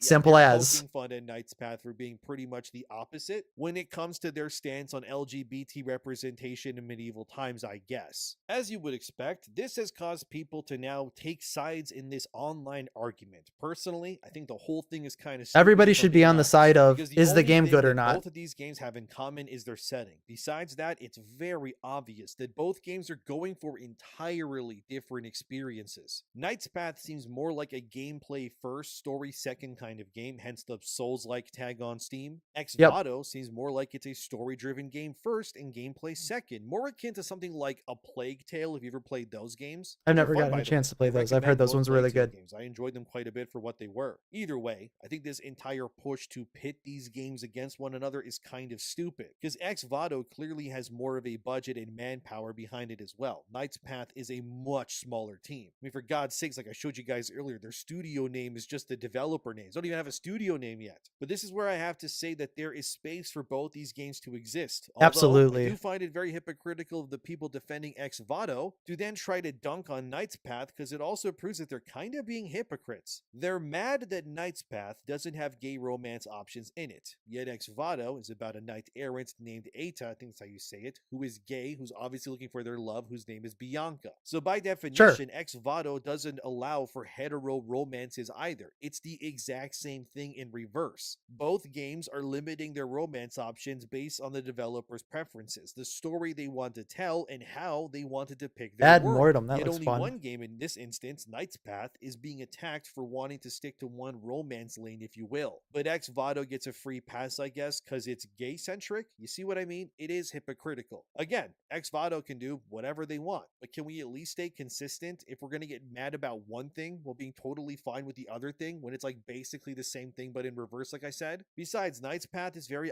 Like I said, I think that's probably the biggest problem that most people have, is it's just like, they're so fatigued from having to hear that this is that, this is that, this is that. They just want a game. Just make a game. Don't make any political statements on Twitter. Just make it something good. And like that goes both ways. Like I'm not going to go ahead and give like a full pass to the the other game. I forget, it's escaping me right now, for taking a shot. But because like I don't think it's necessary. If it's just going to be a good game, just be a good game. And I think they got masterfully baited by the beta count.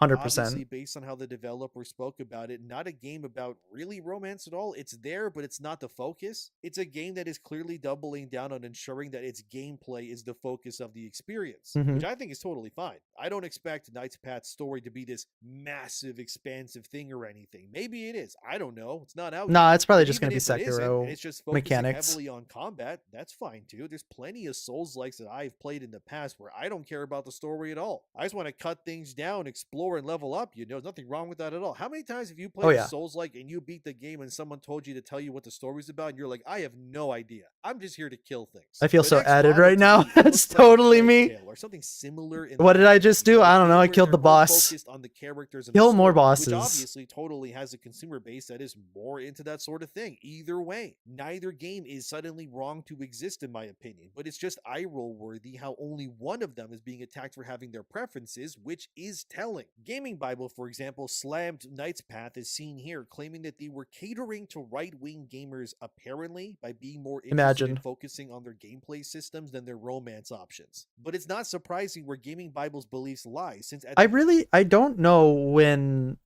it just so happened that being straight was ceded to being right wing. Like it really boggles my mind that it's just, why? End of their own article, as you can see here. Like, because there can be people of many different sexualities who believe many different things, just like purely. They bring up Ex It's Voto, insane. how they're so here for its lesbian relationship angle. Again, why people are even comparing these two games is already stupid to begin with. It's like people need to fight 24/7 on purpose when they really don't have to. Like, there's other problems that need more attention. Exactly. Like RAM going out the window in terms of price, companies laying people off like crazy, and remakes being made like Yakuza 3 that look like absolute dog water, while delisting the original game to force you into paying more for the same game again instead. Did they really do that?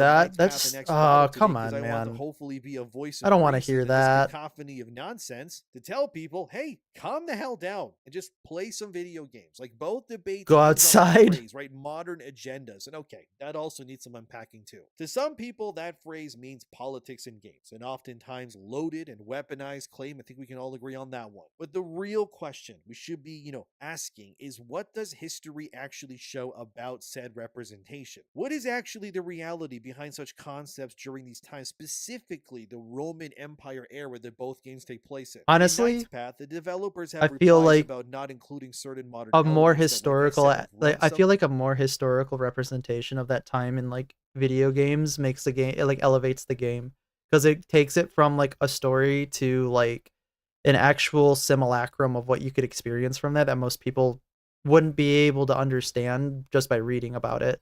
Like, living it is a completely different experience, and giving that simulative experience is, I think, more valuable. Fans the wrong way because it, I guess, came off as dismissive. Then you'll have the critics that claim that the phrasing is reinforcing a, gatekeeping mentality, which they don't like either, that certain stories don't belong in, which is marketed as historical fantasy. Meanwhile, 1348 Ex Voto has been widely praised for its representation by the usual websites, obviously, with online calling it a game that they've never seen before, I guess. Let me guess, Kotaku, that has queer romance at its center. Like I said, both other games can exist. journalist I got sites. a feeling that Ex Voto game will be more favorably loved by modern game reviewers for obvious I like reasons, seeing when the devs do their research too, angle is like the perfect because it's just like it elevates, like I said, the game itself by making it more historically grounded. Awards will probably eat that up too, like they have in the past, no problem. But I also think, based on the Knight's Path's devs saying what they said, that quote of how they don't do modern agendas, it will just show up now in every review imaginable when that game releases too. And then reviewers Band will of use it against Crusaders. that game and I'll its have to check devs that one out lower too. its score on purpose. It's going to be a mess and a headache pretty much is what I'm It looks saying. like a strategy It doesn't game. mean that LGBT representation didn't exist in medieval times. I'm sure it did to some capacity. But the Actually looks obvious pretty good. pathway that this will all go down will be that it means that neither side in this debate will really have a monopoly on history. But the obvious end game goal here is that both sides are now going to appeal to a narrative weapon often used in culture wars, which is exactly what is happening. As IndieGames.eu stated in their article here, Ex Voto is sparking debates on the possibility that the developers are actively pushing a modern agenda into their medieval Yeah, sparking game. I will admit debates. the I don't concept think of it a sparked knight any spirit who debates. is a woman somehow being I think you able to forced also the debates to overpower happen. fully grown men in suits of armor with a sword and that's it is far more unrealistic than just like a lesbian existing in modern times to me. This trope of like the whole 90-pound woman being able to overpower guys who are like twice her size is never not going to come off as ridiculous to me, which is probably why also many female action-led films have failed in recent times too, because audiences That's part are of the just problem tired for of that sure. sort of thing. While I'm not saying that Ex Voto looks like a bad game, I can't lie that its depiction, even in the trailers where this woman in her bowl cut with string bean arms is facing down fully grown muscular men with axe. I mean, I don't know if that's like an entirely good criticism in the sense that like if it's a fantasy game, it's a fantasy game. It's supposed to be escapism, but I can kind of see the direction from which it's coming. I just don't think that's the most unrealistic part. I don't think that's a good games that feature vector of heroes, they tend to approach lean on for things that video even games. the odds, I guess. Like in Tomb Raider, you have guns, obviously, which are not gender specific, and they get the job done by the whole bullet in the face thing. Or these sorts of games will use magic and fantasy elements to make up the difference. Look at the upcoming Tides of Annihilation to see what I mean there, or even Stellar Blade, even. But personally, because I mean, like, is set in a realistic setting. There, I know it's kind of anecdotal, but there is a historical figure who was a courtesan or not a courtesan, a member of the court of I think Louis the 14th, who was a woman who was like one of the better fencers in history. I mean, like it just so happened that it does happen, and she allegedly was very well looking, but sure, you can make that approach, but I don't think it's the best approach to make. I don't think that this argument really has much of a magic to speak of. I don't think this argument has much of a thing that people gravitate towards. There's better arguments to be making. I'm not attacking Ex Voto here, okay? But it does make sense why some people would have reservations with a game like this. It's not even really the game's fault, but that's not a good criticism since swords don't rely as much on strength as other medieval weapons. You need an amount, but it matters a lot less after you get training. That's absolutely true. Like, a lot of sword fighting is more about where you're keeping your point, where you're and your footwork, right? Like maybe you can make the argument about stronger footwork in the sense that we got men have quicker muscle reactions and are able to move back and forth faster, so they can remove their target area. Because there's a little bit of difference between muscular structure, which I could see that as an argument. But as long as the noodle arm isn't using a warhammer, then it's perfectly reasonable to assume she could use a sword. Absolutely. Because just the way that swords work. And it also depends on the sword. Like, I would say that they'd have a lot easier of a time using an arming sword rather than like a claymore or two-hander or Zweihander or something like that. But 100%, it's not as good of a criticism. And I think a lot of it's due in part to a lot of inaccuracies with the way that people think swords are using. You're thinking of Julie d'Aubigny? Yeah, I think that's who I'm thinking about. Because I remember like, as an interesting historical figure, they existed. And we can pretty much prove that they existed, I think. Or at least we have enough evidence to say that they were a real person and they did exist. So it does happen. And that's why I think that it's not that great of an argument, because of the way that swords work. The actions of and because it's fantasy. Existed before it that easy. Tried to push the whole girl boss agenda thing time and time again and failing. The whole men and women I think the same debate has I think it's a better argument if you're arguing from what drives a man and a woman to do certain things, right? I would make the argument that women would be less likely to pick up the sword, not because that they're, less strong. I think they'd be less likely to pick up the sword because they have other things that they prioritize in the way that they fight their battles. It's never been not stupid because it's completely fabricated and makes no sense at all. There's tons of differences between men and women, okay? And anyone who believes that there isn't, they're Sure. just kind of lying to themselves. Like my girlfriend works out all the time, even more than I do actually. But when she and I arm wrestle, it's not even a contest. You can use both her arms. I'm still going to destroy her in sheer strength alone. It's not to say Sure. that I'm superior or something, okay? It's biology. You're stronger than me in other ways, okay? But when it comes to sheer strength of muscle, I mean, come on, guys. Why are we lying about this? That's more so what bothers me, I guess, about Xvado. It just feels like a character that wouldn't really exist in that time. But yeah, I definitely think there's a lot of what's it called? The inability to read that word. Oh my god, I'm literally illiteracy. I think there's a lot of illiteracy around like how sword fights actually work in contemporary talking, especially in the medieval period where gender roles were more heavily enforced.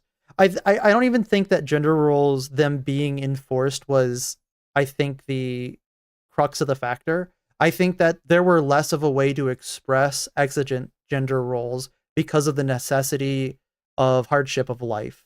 I think people weren't able to really kind of go outside their box because they had to put themselves inside the box in order to survive. So I think in a way, you're very correct about that, but I think the directionality comes from more of an existential pressure than a societal pressure. All I'm saying is that I want a game about Jean de Clisson. Sorry, my French is awful, but I don't think I know who that is. He says with an incredible inflection up to signify questions. Jean. Sorry, I gotta look this up now.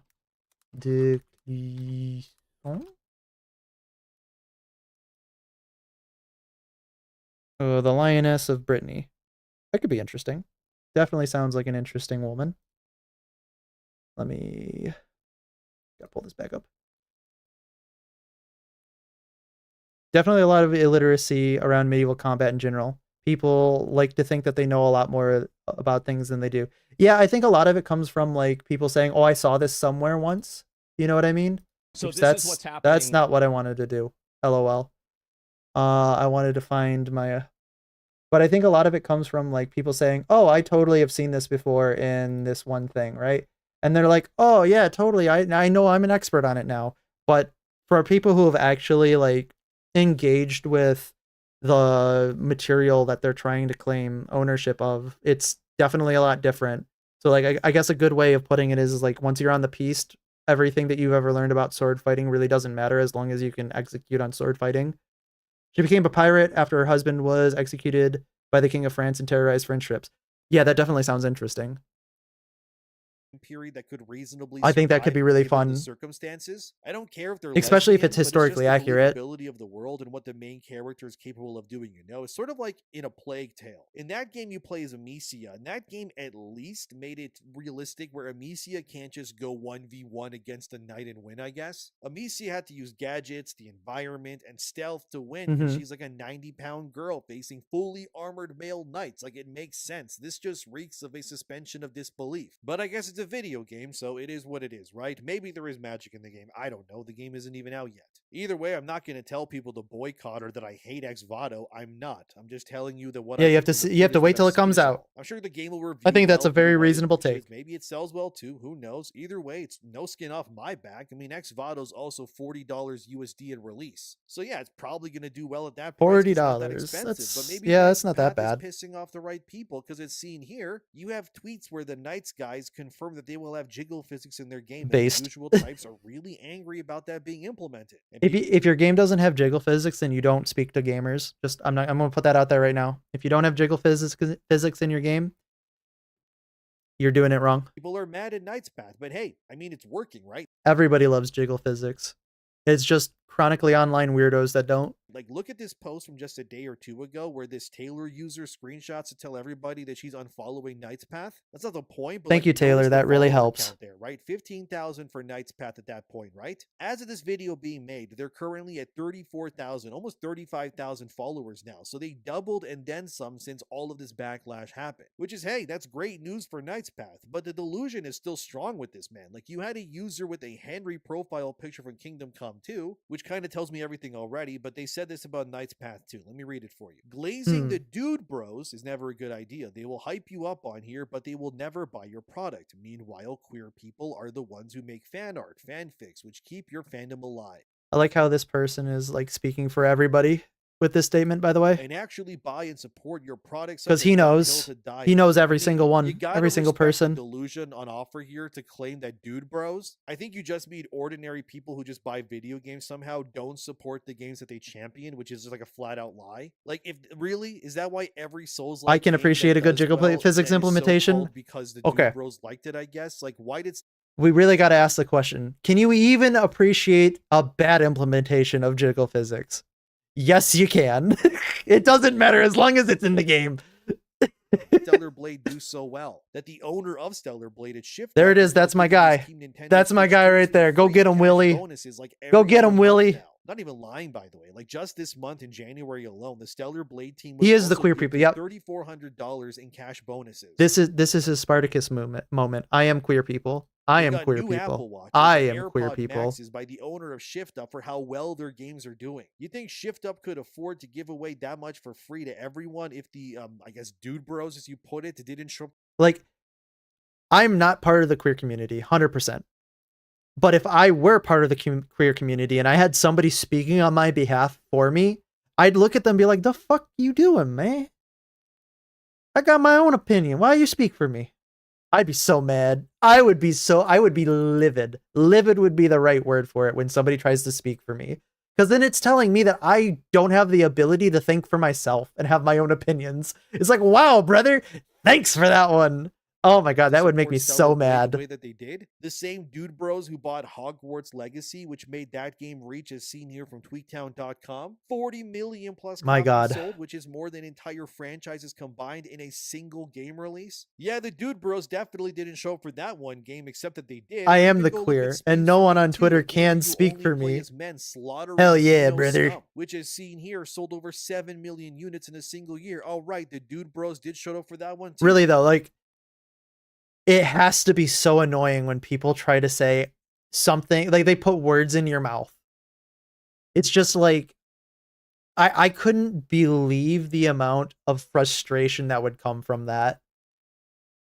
It's just, oh my god. I feel so sorry that people feel like they have to speak for you, essentially.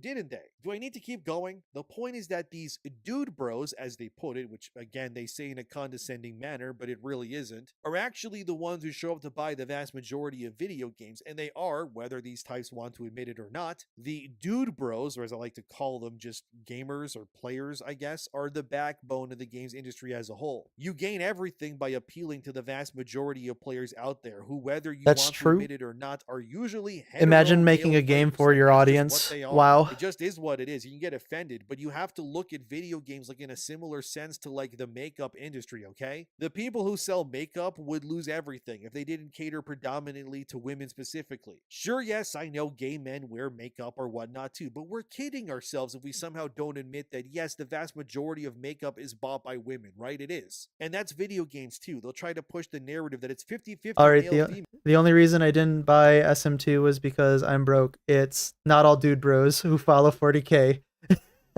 Imagine. I didn't buy Space Marine 2 because I'm going to be completely fair, I've never been like a huge 40k fan.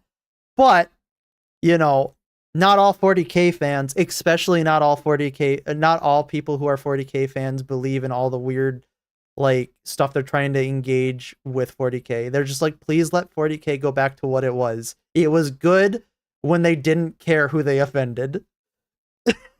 I know a lot of people have been real upset about 40k. I feel bad for my 40k friends because they're just like, they're being forced to accept the slop that now is being like shoved on them. And it's just like, it was better when the dude bros were the ones that like were the audience. Because it was just so unashamedly itself.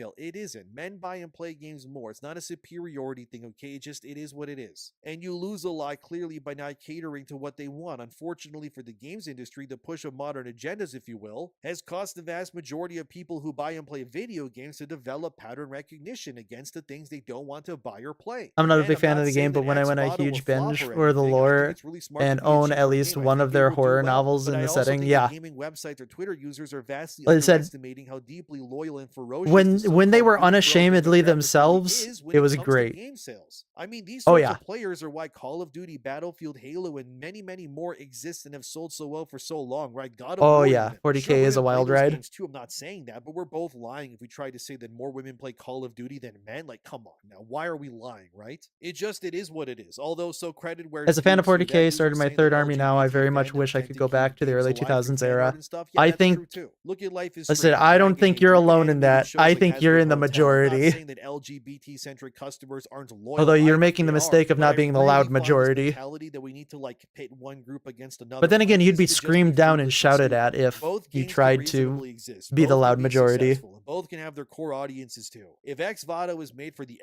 LGBT-centric gamer, then great. That means they have a game that is suited to what they want to see, right? And hopefully, if they want an X Vado 2 or Yeah, something hopefully they else, show those up people will for it. show up to buy that game at release, which I'm sure they will. Or hopefully they Hopefully. do. They don't treat it like they did Dragon Age Veilguard or something where they championed it, but none of them bought it. But X Vado is cheaper, so it's probably going to work out for them either way. But on the flip side, the people who want Knight's Path, which currently doesn't have a price point, but I would wager it'll be somewhere in like the $30 to $50 range if I had to I'm guess, hoping will that likely also find it's its own actually hardcore around $20 audience to as well. $30. Unless the game releases and it's bad and it's buggy and whatever else, well then that's a different story. But either way, pitting these games against Plastic one another is just cocaine. stupid, Yes, you know? that There's is- room for both of them. that is There's really 40K. no need to act like one of these has to fail to ensure I the don't other follow it, one but I know the somehow people who wins. do From what I consider it an understand, investment. Xbox And by isn't even investment, I mean they overall know they're like a not making their Souls money game, so back on it. already they're entirely different in what they're going for anyways. I'm sure people will still pit them against one another. You could have put regardless, that but into it the is stock what it is. market. That's the Yeah, end but of I it. really What are you gonna do? needed But this whole that we have to army. be little straight male gamers or something has never worked. It Oh,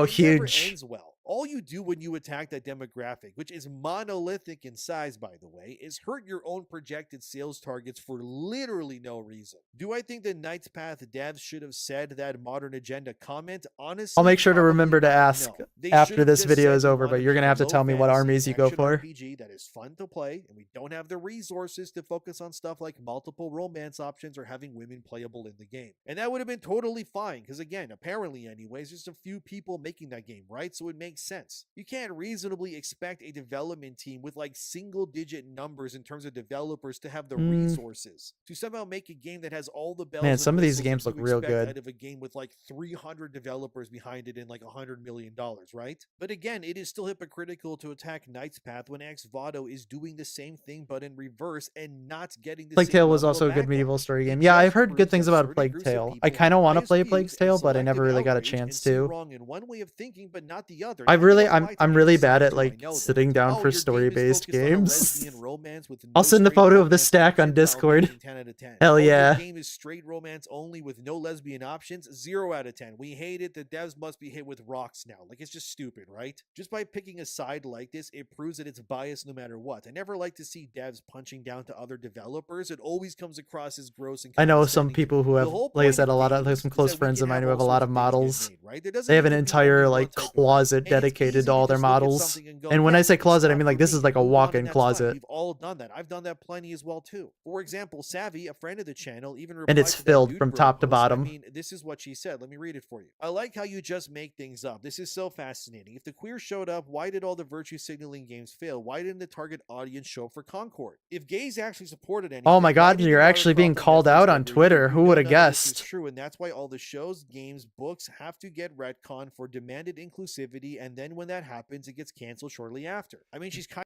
This is what people hate. I'm waiting for the inevitable. What am I even supposed to do? I didn't pay attention to what they were saying. Yeah. It's just like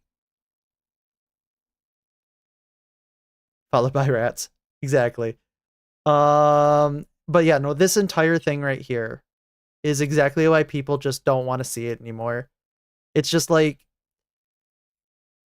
when you make a game specifically coded for a specific audience, it almost feels like nobody shows up for it. Some of them, there's obviously some outliers, but we have a lot of anecdotal inliers into this theory, which we can point to Concord as like one of the bigger ones, and we can point to Dustborn as another example that's pretty significant, proving this point.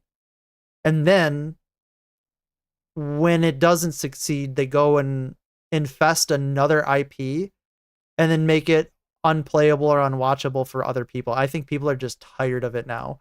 It's like, sure, we were willing to hear it for a decade to see if like you're right about it, but now people have started, kicked in with their pattern recognition and realized we don't want this anymore.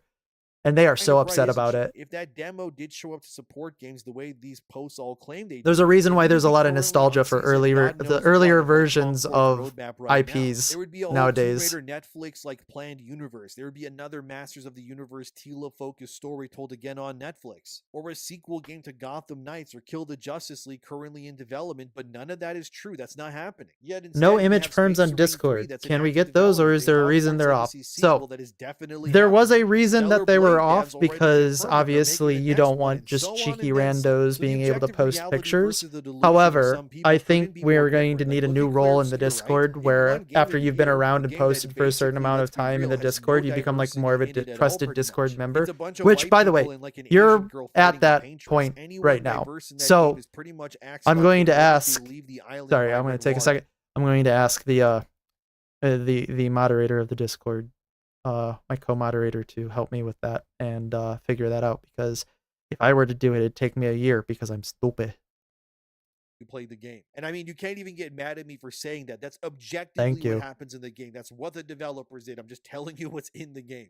And yet the industry awarded Clair Obscur everything, right? It even beat Elden Ring and Last of Us. Yeah, Clair Obscur was pretty good. Technically, these same people should then, like I said, I do have my problems with Clair Obscur in the vein of its story, but other than that, everything else about it's really good. How dare Sandfall do that? Are they chuds? You can set up Carlbot to give a roll after a certain amount of time if you want it automatically. It's because the reviews protect that game from being called. Yeah, the cage is being rattled. Jing jing. I'm gonna get please. Bad, because it obviously is. Yeah, I know that Carlbot can probably do that. I actually can't believe that we're. I'm gonna get my tech support on that. But here we are. The culture war still rages. I get that to some degree, but it has reached levels of absurdity on both ends. But to stand defiant and say, actually, all the games that objectively sold well and did extremely well all have the elements that dude bros love, which is who bought them. Like, let's be real, that's peak delusion. It's the classic tale of we must rewrite what we lost in order to make it seem like we won. Like, have these people just forgot that 2024 has already These people have forgotten that 24 existed. Like, games got cooked to a crisp in 2024, dude. So many job losses, millions evaporated in bad games. Does anyone remember games like Unknown 9 or Dustborn? There was also another game I wanted to bring up. Hey, Dustborn mentioned, LOL. The same sort of thing, but I genuinely can't remember the name of it now, but it was so forgettable too. Oh, what was that game called? Flintlock. That was the name. Yeah, Flintlock. It failed too, unsurprisingly. Even what was the other game? What's it called? Hyperlight Breaker? I think that's what it's called. That game imploded too. But the point here is that I don't remember much about Hyperlight Breaker. I don't remember what the controversy of that was. Nonsense more often than not, where the community reactions are significantly impacting how games are being discussed and even marketed now. Like comparing Knight's Path and 1348X Vado, the difference here is going to be subtle. Okay, one incident, it stemmed from the developer. All I know is that the friend that I have is like, we'll mention it after this. The result is still similar, that it all keep it on topic. Narrative nonsense that ultimately just takes over the conversation like every single time. What I hope everyone learned from this latest chapter, if you will, in the culture war, I guess, is that when it comes to even dismissive developer, I'm so tired of the culture war, by the way. I'm so tired of having to listen to these people tell me that I'm bad for liking a certain thing, even though what I like is normal. They don't like. Developers also do have artistic license to craft the narratives that they want to make, as long as the portrayal avoids, like, caricatures, and it feels authentic, I guess, to the story's themes and ideas. That's usually all that really matters to most fans, and they will either either respond positively. Yeah, there to was a strong sequel to it, characters I'm and pretty whatnot, or sure. they will avoid the game if they feel like that it's not. And I'm meant for pretty them. sure the That's their choice. sequel But to didn't do any too well. developers out there I think. watching this who want to avoid such backlash, in There's the probably a future, reason just why you didn't try hear and about stick it. to talking about your games, mechanics, Now that I think about it. world design, the narrative and stuff like that sort of thing, neutral things, if you will. Don't try to fall into the usual traps. The way that I usually look at stuff like that is, if I haven't heard about it, either way, it means it probably wasn't that good. Reacted to some degree has caused backlash. There's a reason I didn't hear about it. Live with for the rest of time. But on the flip side, Xvado's devs poking fun at Knight's Path and punching down is equally just as eye-roll worthy to me. Either way, there's no doubt in my mind when both these games inevitably release at some point that people will still compare them. Despite, like I said, both of their similarities. Most definitely people are going to compare them. Devs even said on social media, it's lengthy, I won't show it, but why? Because they have to win. Why do they have to win? Because it matters. Why does it matter? Because they have to win. It's like Brondo, the Thirst Mutilator.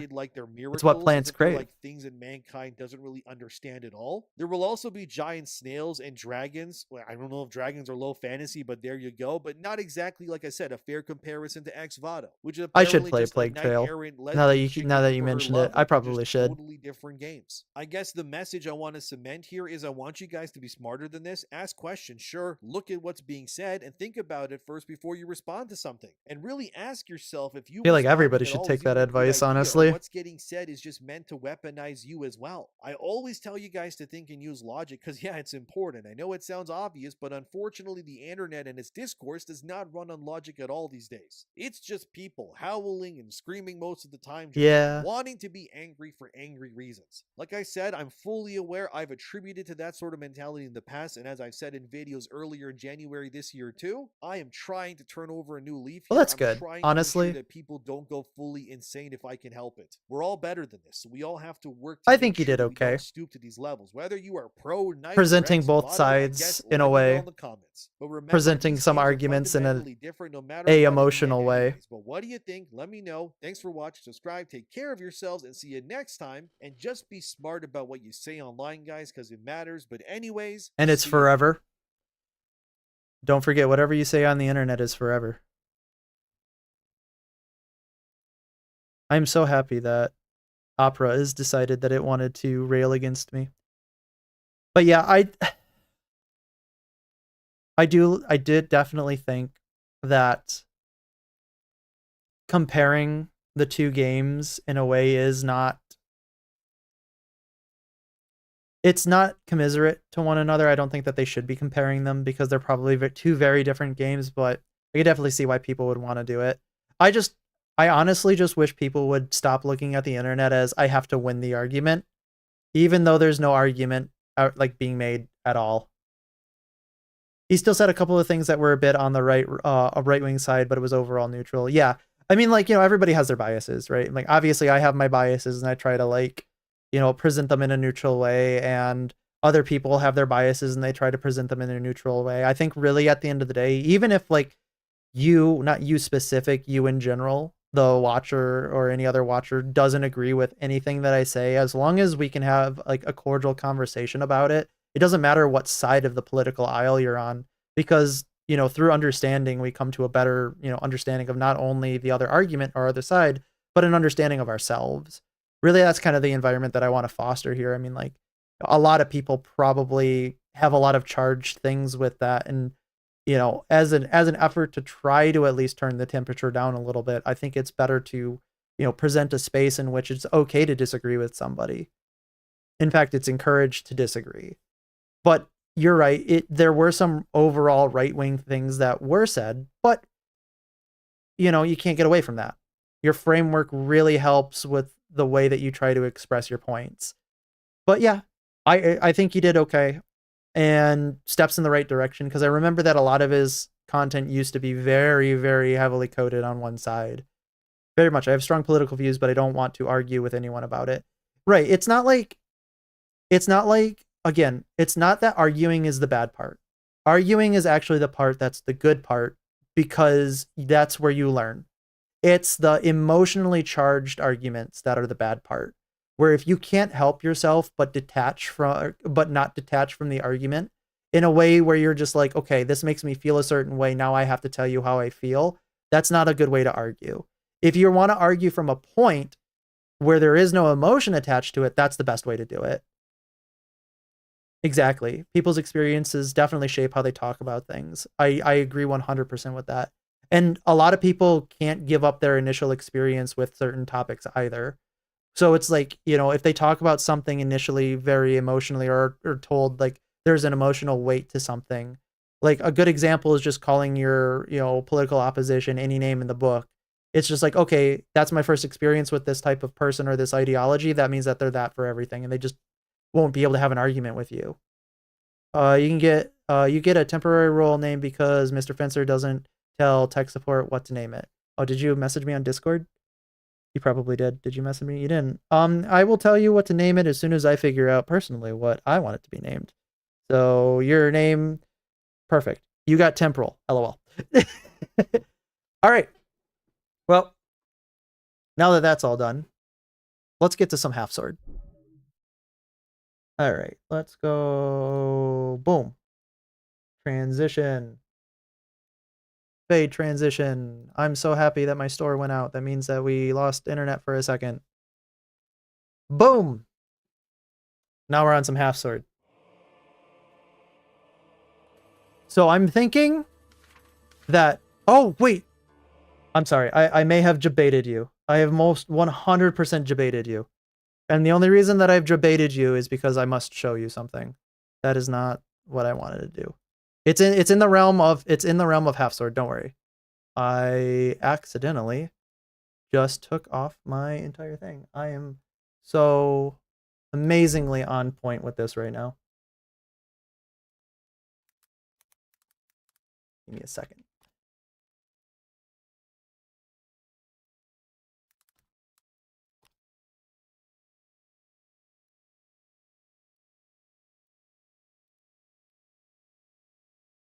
Hold. All right, here we are. So, we have had news from on high. Good news from on high. This is the reason we're playing half sword. I am so ready for this.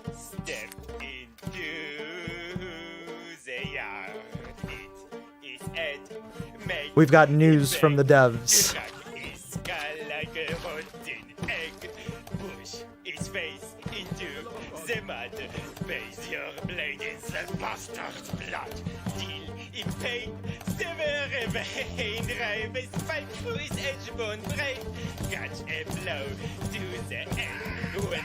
Hell yeah. I'm so excited.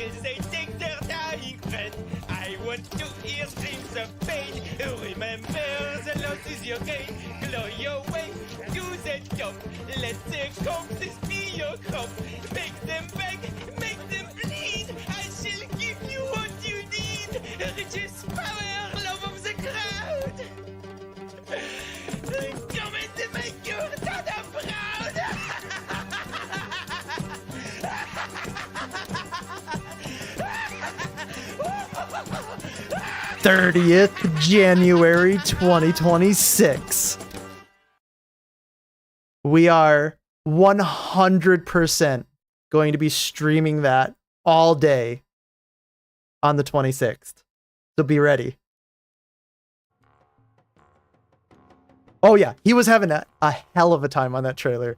You could tell that he was super, super excited. Okay, so since we're already done with Gauntlet mode, or we've already done a Gauntlet mode, we're going to redo Gauntlet mode because it automatically starts at 0. So we are just going to be running Gauntlet until I get bored. And we are just going to have as much fun as we can. We're going to be practicing for when it comes out. Oh, what? He dragged it across my head. Thank you, buddy. Hey, you let me up? You let me up? No, don't. Can you not? Okay. Hell of a first fight. Oh my god. Oh, we got Candlestick Man. No, don't do it.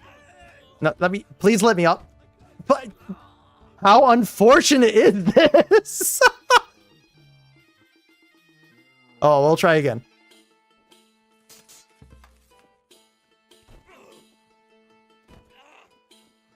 Get stabbed. Oh!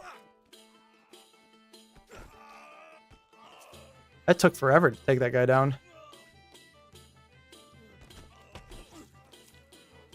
No honor.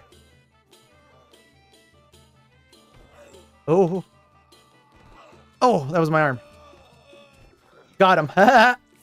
Right in the side.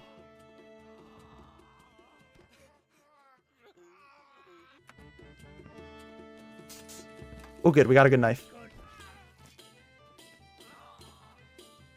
Oh. Oh, almost got him around the neck.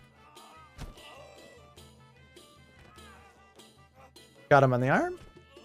Oh, right in the neck. That was clean.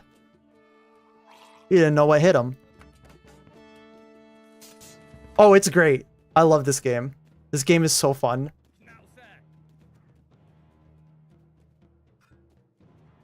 Ooh. Come on, buddy. Come on. Come on, come on, come on. You need to swing? Come on, I need you to swing. Oh, I fucked up. Oh, I fucked up big. Oh, I thought I had priority. I didn't. Oh, I fucked up so big. That was awful. Well, that's one dead Willy.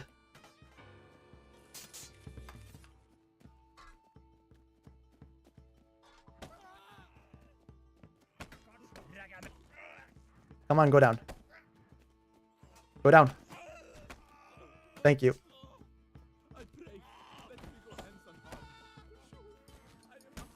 Go down. Come on. Come on. Come on. Oh. Oh. Missed. There we go. Come on, buddy. There he goes.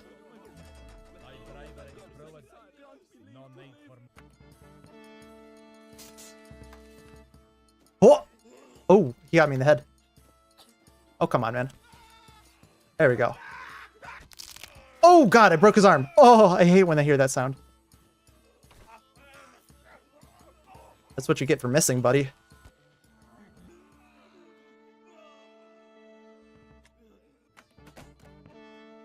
All right, I swear, this time we'll get him. I'm not going to be an idiot about this one. Ooh. Oh, I might have been an idiot. Oh, I barely got him. Get out of here, bud. All right, what weapon as a peasant do we want to use? Axe is pretty fun. Knife. Billhook. That's not really a billhook, but this one's OP. This is the OP weapon because it's a polearm. I'm thinking axe. Come on. Specifically double-handed axe. I'm thinking that this could be fun to use. Let's try her out. Oh, blah, blah, blah.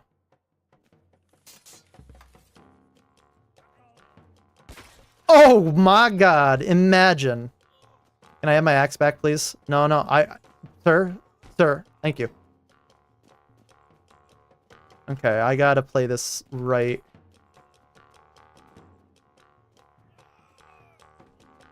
Oh, no! I ran right into it. I thought he moved it. I thought he moved it. That's why polearms are OP. You're just sitting there and people die. Oh, okay. It was destiny.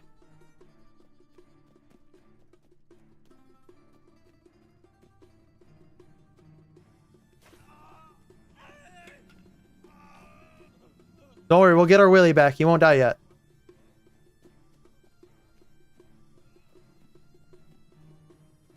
Man, polearms are so strong. Oh, we got pants. Are we really on the boss already? No, we're not. Brother. You don't... That's right, you don't want this fight, brother. By the way, if you haven't played Half Sword yet, it is 100% free right now on their demo. Definitely worth picking up if you like sword stuff. It's a little hard to control because it is a little janky, but once you get used to the controls, it's flows pretty good. I like it. Get wrecked. That was easy. Man, we love pole arms. Okay, we're not gonna stab ourselves in the gut now. Ooh. What? What? What? How did he kill me like that? Brother. Shouldn't have been able to do that. Oh well. Alright, fair play, you got me. Give me a candlestick.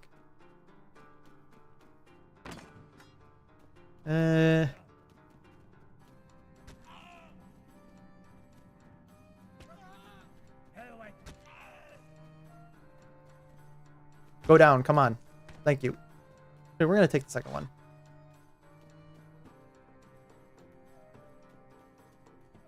Thank you for setting that up, Nova. What do we got in here? Nothing good. Oh, he's got a big candlestick. He needs to miss. Come on. You need to miss, buddy. Brother. Oh.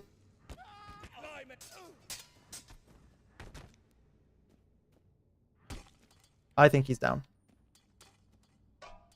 Give me this. There we go.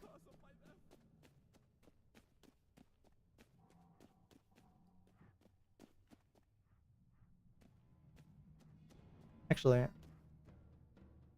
Okay, you can stab with this end. Alright. I need you to swing. Come on, swing. Swing, swing, swing. Oh, okay. Right into my head. Poor Willy. Alright, so that's not the play.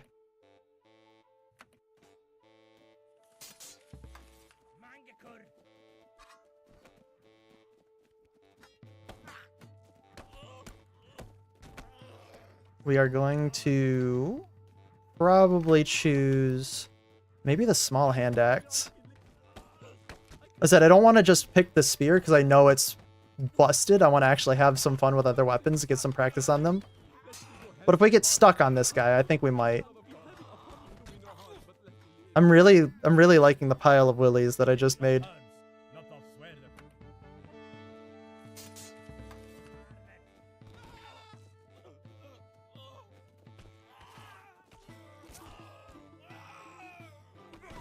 Oh. There we go.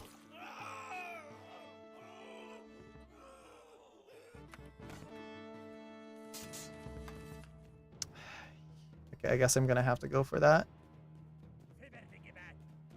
Thank you, mister. Oh my god, he almost got me. Oh, that was my fault. That was my fault. I should have gone in. That was bad priority. Alright, swing. Come on, swing. Come on, swing. Come on. Come on, swing. Swing and you die. Swing and you die. Come on, brother. Brother. Come on, swing and you die. Come on. You gotta swing. Please swing. Okay. Come on, man.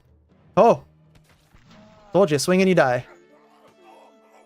He might have taken my leg, but I still won.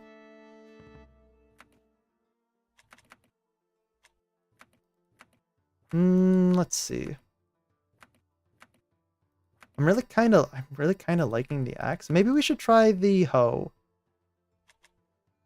You know what? We'll try the hoe. That sounds fun. Probably not good. They all have hoes. You won't get anywhere hoeing like that. Oh, I think I got him. I think he's down. Ooh.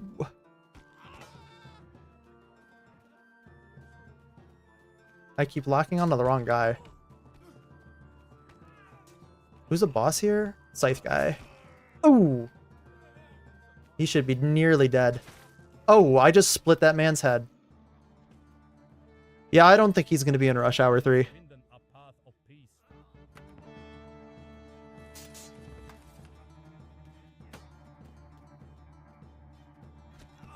Ooh, he almost got me. Oh my god, he actually almost got me. He rushed me. Wasn't expecting it. It's an advanced tactic for Willy. Brother. Damn it. Yeah, that weapon sucked.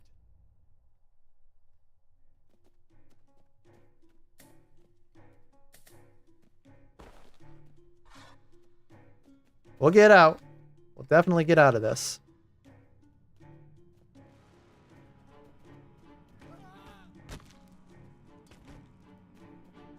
That's one down.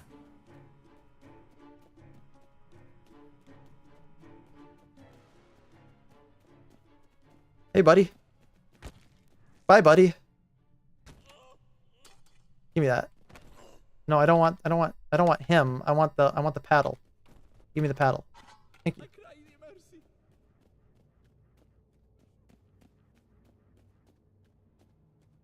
Come on. Come on, swing and miss. Swing and a miss. Come on, you got this. You got this. You're gonna miss. Come on. Come on. Come on. He's playing distance. He knows. He knows that I don't want to go immediately in on him. I honestly probably should, though. He's playing very passive. Oh! Go down! Go down! Go down! There he goes. Candelabra meta still strong? Yep. Candelabra is still one of the best weapons. The 2-arm one. Okay. Oh, I can't randomize. I have to use the hoe. Uh-oh. Oh, please. Ugh. He can just zone me so hard.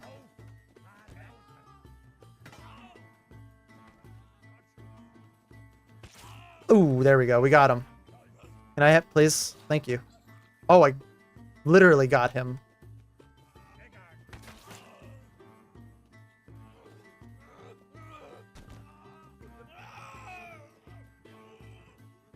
Hey, buddy. Come on.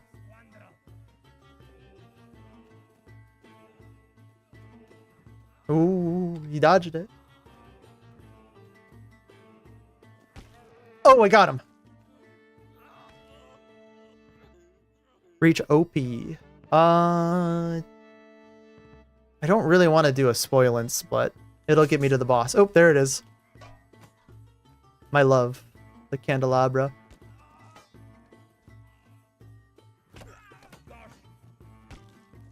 And he's down. And you are about to be down. Oh, and you're down. Oh, I'm tripping over him. Come on, go down. Make it easy on yourself. There we go. Just take his stick. It's a bigger stick. Yeah, but I kind of want to get practice in on some of the other weapons. You're not wrong, but I don't think like, we basically have the same weapon. I don't think I can win this unless I lose a leg and kill him. I'm a little afraid. Oh, that was dangerous. Oh, ghost body. No, don't take my leg. I think I hit his arm. Got him. Get wrecked, nerd, loser. I actually think I killed him. All right, what are we going to use for this tier? Honestly. We got sword and board, sword and knife. And we got big sword. Kind of big sword. Are those my only options? Oh, there's also a mace floating around here. I'm thinking probably... honestly, I don't usually use the sword and board. I usually go for single sword like this. I think, I'm going to go with single sword. I like single sword. And I think that all the other ones play basically the same, so...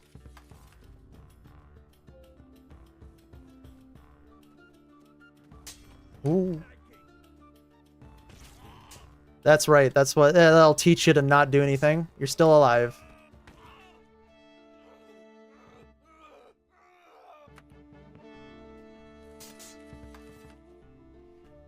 Oh, I fucked up. I fucked up big. Oh, we're good. I can't swing my sword, though!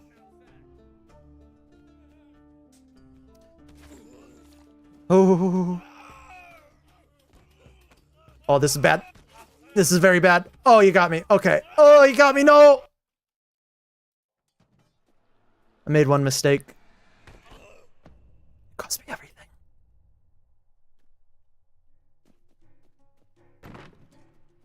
Oh, never mind. We're making it out of here.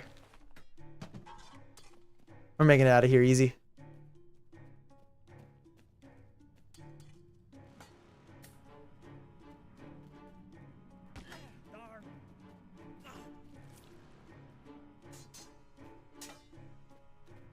Oh. Bruh. Just go down, bruh. There you go.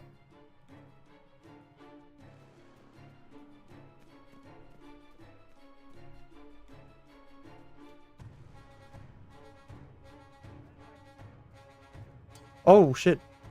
Hike, leave, hike, huh?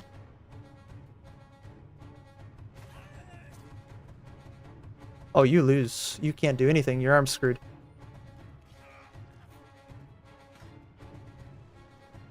Can you stop circling? Making my life difficult? Boom. Oh, yes. Double-pointed stick. Best stick weapon. Yes. Go down.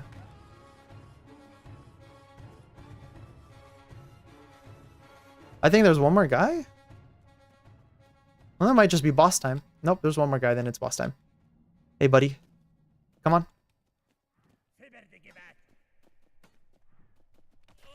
There he goes. And you're going down. Come on. Come on. Make it easy on yourself. You're gonna go down. Come on. Come on. There you go. There. Don't make this hard. Don't make it hard. Are you done? You done struggling? I think he's done.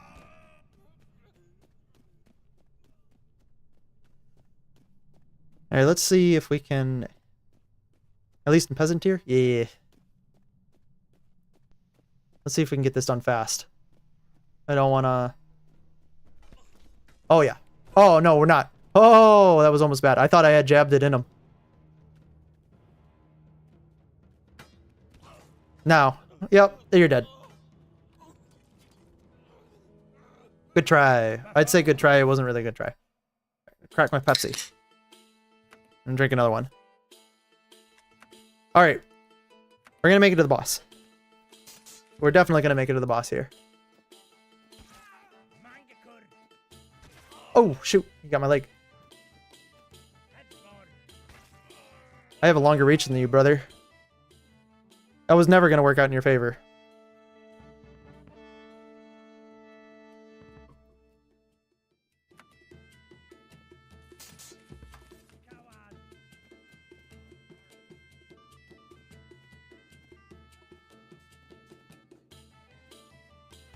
Oh, God. Oh, he got me. Oh, I didn't swing. Oh, no, not the kidney. Yeah. Kidney shots are pretty good in this game. I'm messing up pretty something fierce here. Thank you, Half Sword.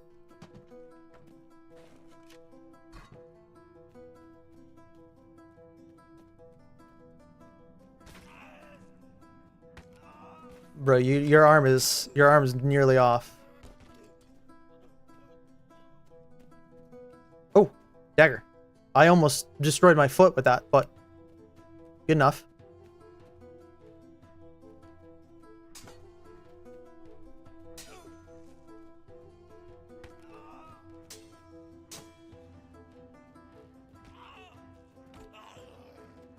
Oh my God, go down, dude. Bro, just go down. You don't have to do this to yourself. Mordschlag. I am unfamiliar with that term. You'll have to elaborate a little bit. I'm pretty sure I'm not unfamiliar with it in the sense that I probably would know it as soon as it's explicated, but I don't use it that... Okay.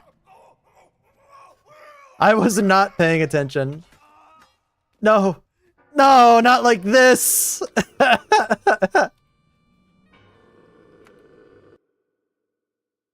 He got me. Fair play.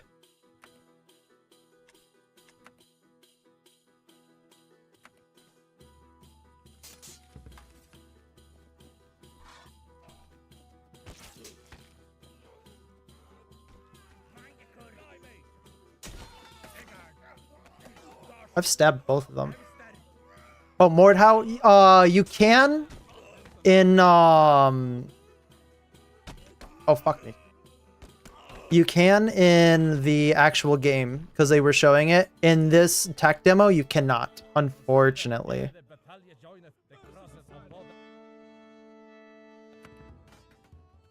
At least they had alternative stance in the demo. All right. I'm gonna get him.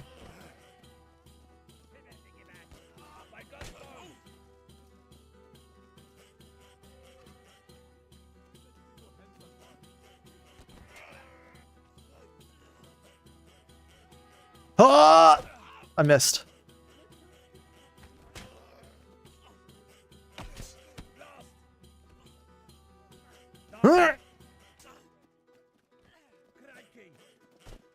Oh, come on. That should have been enough to knock him.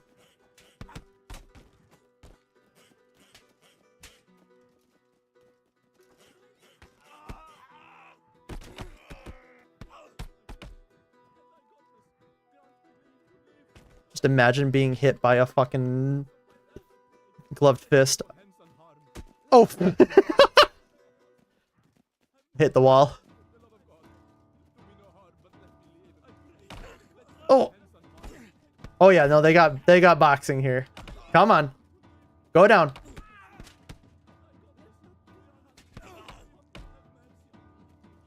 We got him.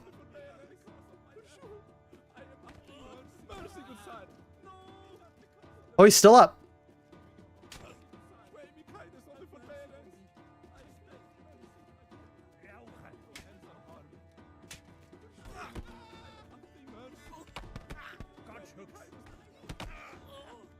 Oh my god. Okay, you know what? I'm tired of you.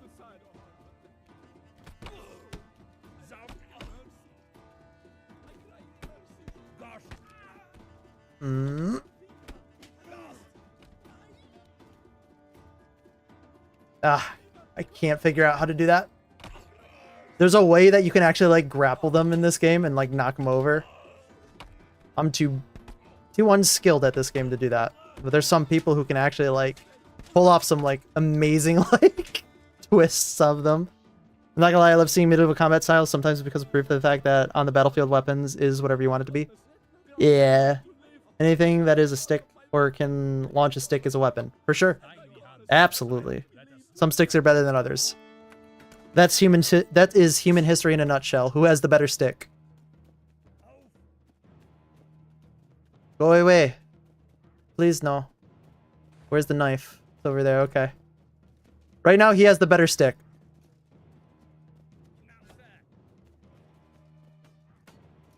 Okay.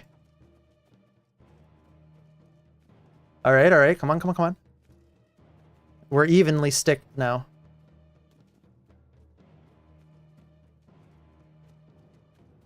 You need to show me what your stick can do. Imagine taking his arm with that. Goodbye, buddy. Oops. Oh, okay. Yeah. Come on. Oh, oh. There we go.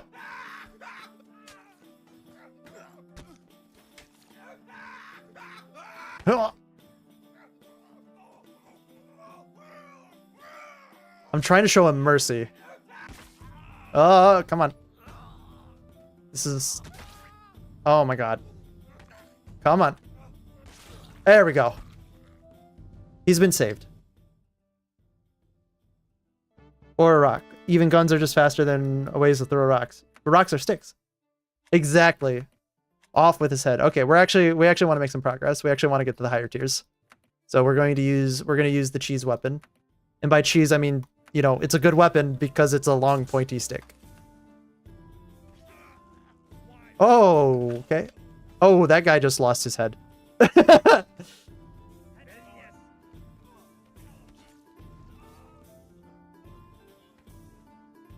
gave him one for the road.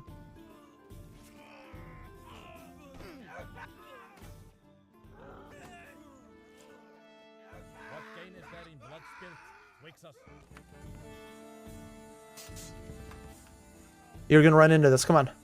Yeah, you're gonna run into this. Come on. You have to close the distance. See, I told you, you have to close the distance. What are you gonna do? You can't do anything. You're a peasant against a spear. You just die.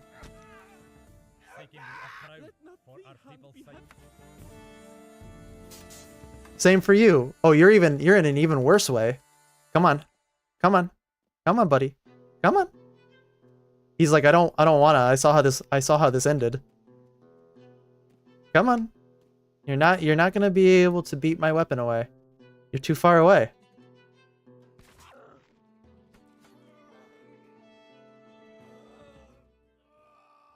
Watching someone play half sword does feel like it's going to be a noble watching a very gruesome blood sport.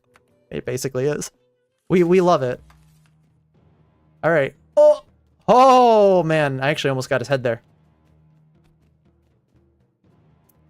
Come on. Come on, brother.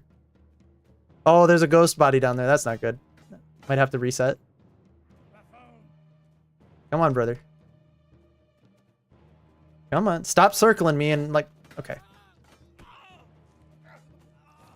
Actually. Come on. You gave up that easy. It's just a finger. There we go. You're anyone against a spear means you're dead in medieval times. Yep, no, for sure. It literally is just the best weapon. Like, in the game, half sword really shows that it's just the best weapon. It's so good that I'm going to use it in a lower tier. Or I'm going to be purposely down tiered in order to use it. What's he gonna do? Right? What are you gonna do? You have that shiny sword. You lose to spear. You lose to point stick. Such a good weapon. Hey, buddy. Hey. Come on. Come on. Come on. I don't need to do anything. You're gonna kill yourself. You just don't know it yet. I mean, maybe you do. That's probably why you're all the way back there. Oh, oh, oh. Oh, come on. Oh, okay, we got him. I almost let him in. The problem is, just like in every other type of fighting game, or rather in every type of real fight, we're just going to do one more regular, basic one, is if you let them get in, you're dead. Just because once they're in, what are you going to do with the spear? Die at them? But they have to get in. Alright, this guy is the weeder. Because his reach is just about as big as my reach. And he knows it. Just, he needs to swing, though. The meta never changed until you could throw very fast stick. That's true. You can technically throw in this game, but I'm not good enough at that. Oh, fuck! He dodged it. He said, I'll show you what I think about your stick.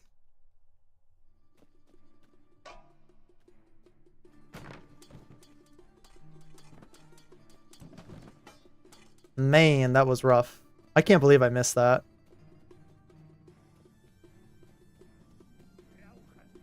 It's like one of the most OP weapons. That and the Poisson. Which you can get a Poisson in this game. And it is one of the strongest weapons. Art mimicking reality. Where did that elongated box go? It's right here. Oh, we love it. Spear my love. There's another guy. Where is he at? Okay, I was like he's definitely sneaking up on me.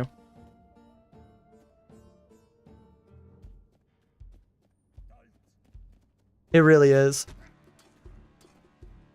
Man, that sucks for you. You thought you had it on me. But you didn't.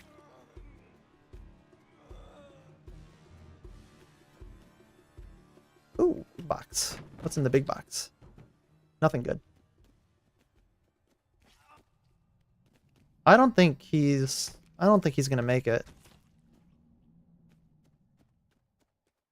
That was rough.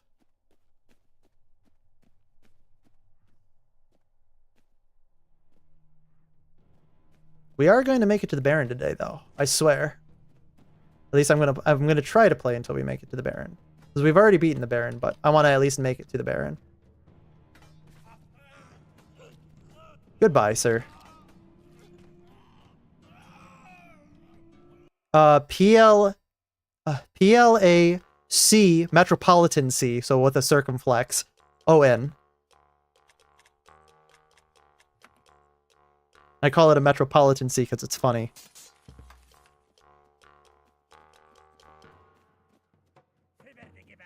And because it's French. It's basically a spiky baseball bat. Oh, shoot. Oh, I got stuck. I couldn't move for a second. No, please. Controls didn't work. Have mercy. Oh, that guy lost his hand. Oh, he's still fighting. He still fancies a chance. Oh, I'm Butters. I just stabbed him in the dick. I have to imagine their stick to pre-15th century because after that... No, I think so. For sure, but I think there's going to be cannons in the game. There's definitely going to be crossbows. They were in the trailer. Yeah. But there's also, if you scroll down, there's a cannon, there's a GIF where there's like a multi-cannon. Oh, you bastard, you got me. Okay, you know what? You win. You win. You win. You took my hand. You took my hand. I made the error. Fair play. Good try. And by good try, I mean bad try.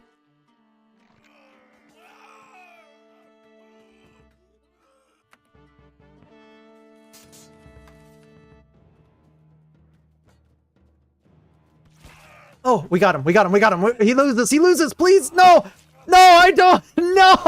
Come on, man. It was in his leg. Damn it. Once we get to kill him, though, it's smooth sailing from there. He is the literal weeder.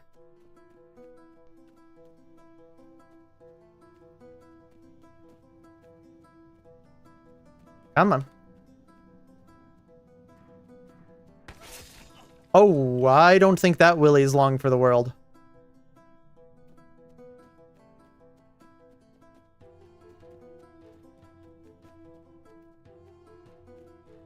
Did I spell it wrong? I think I did. That, you know, honestly, if I spelled something wrong, that I'm just going to agree in perpetuity. I can't spell worth half a shit anyway. Yeah, it can be anglicized as Plansong. I like to say it in a stupid way. It makes me feel articulate.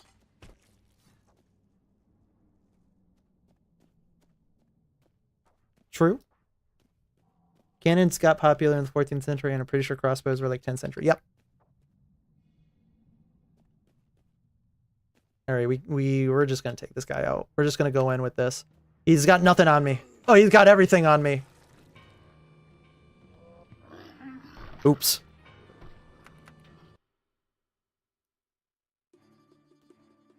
I mean, in the grand scheme of things, it didn't take us that long to figure out how to make it small. Here.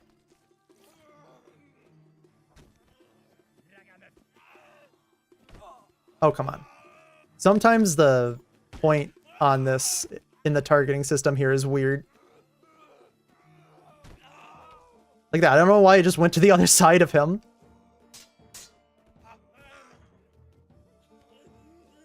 He's fucking blessed.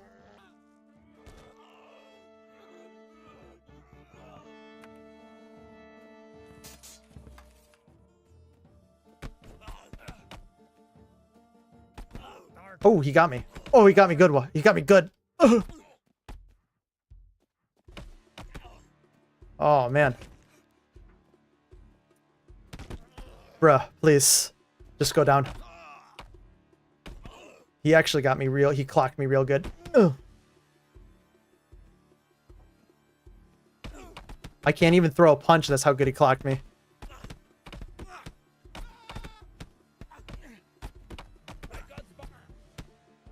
Ooh, ooh, ooh.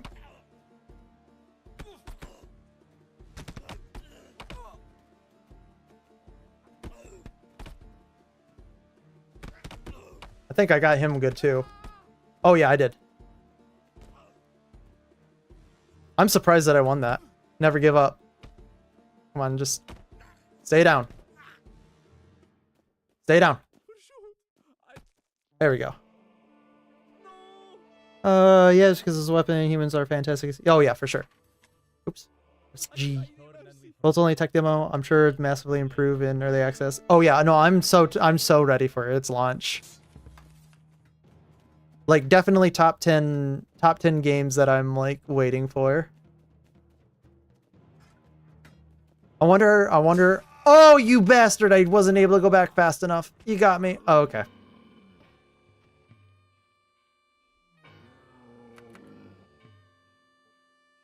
He got me.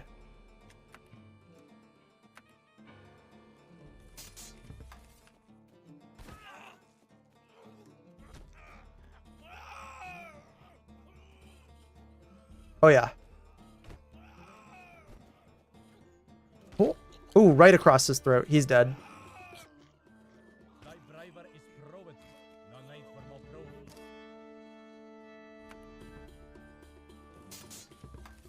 Absolutely.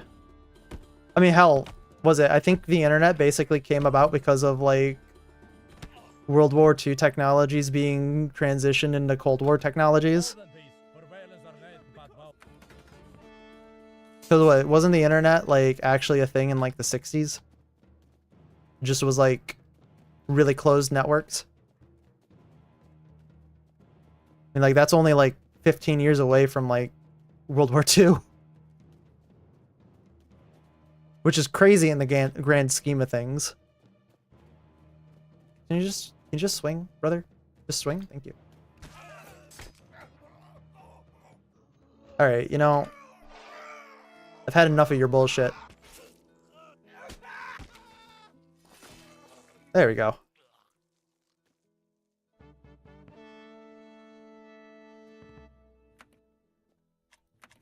I find it insane because, like, the amount of technological advancement that happened from, like, even World War I to modern day is just insane how fast it happened. Like, you know, I like to say, like, we still live in a world where... whatchamacallit? We still live in a world where people were alive to see the world. Like, obviously, there's advancement that's happened. That's awesome. Honestly, what I saw a cool little video on the internet from a creator not too long ago called Ahoy, AHOY, and it was tracing back the lineage of video games to see who actually invented video games first, and it talked a lot about that technological stuff. It's a really good video if you want to go see something that's kind of smartly edited with a guy who's got kind of a really cool voice. Definitely worth checking out.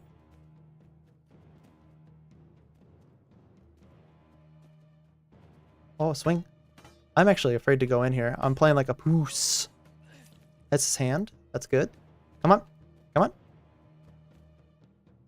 Okay, we're going in. That was bad. That was smart. That was not smart. But we're in. Oh, come on, dude. I don't know how you got away from that.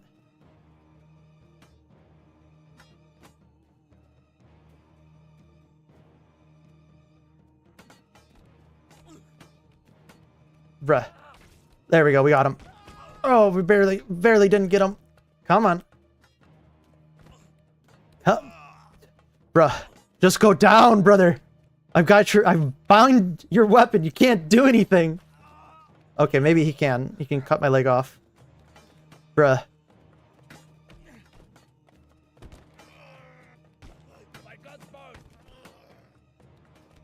Please, just go down. Oh, he almost got me. Oh, I think he goes down. I think he goes down. Oh! Barely. That was awful. I couldn't imagine doing that.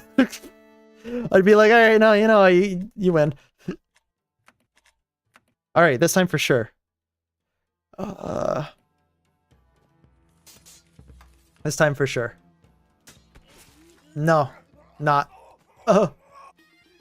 Okay, we saved the run. This time for sure.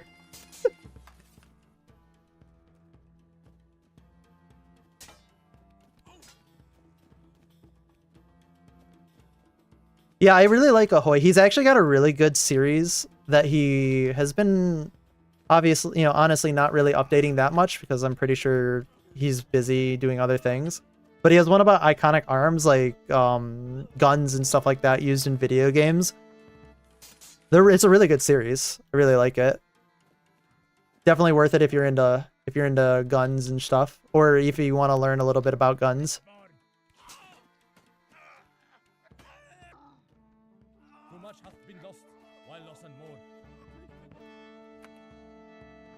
I just wish he would update more often, because I like his content. I really do.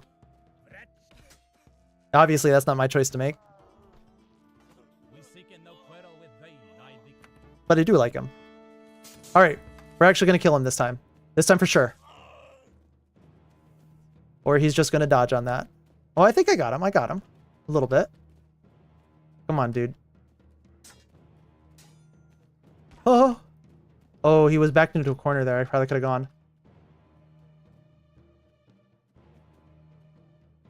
Come on. Come on. Swing back. Oh, I hate this. Oh. Okay, we saved it. We saved it. I'm a gun nut, but living in the UK kind of stops me from interacting with them often. Yeah.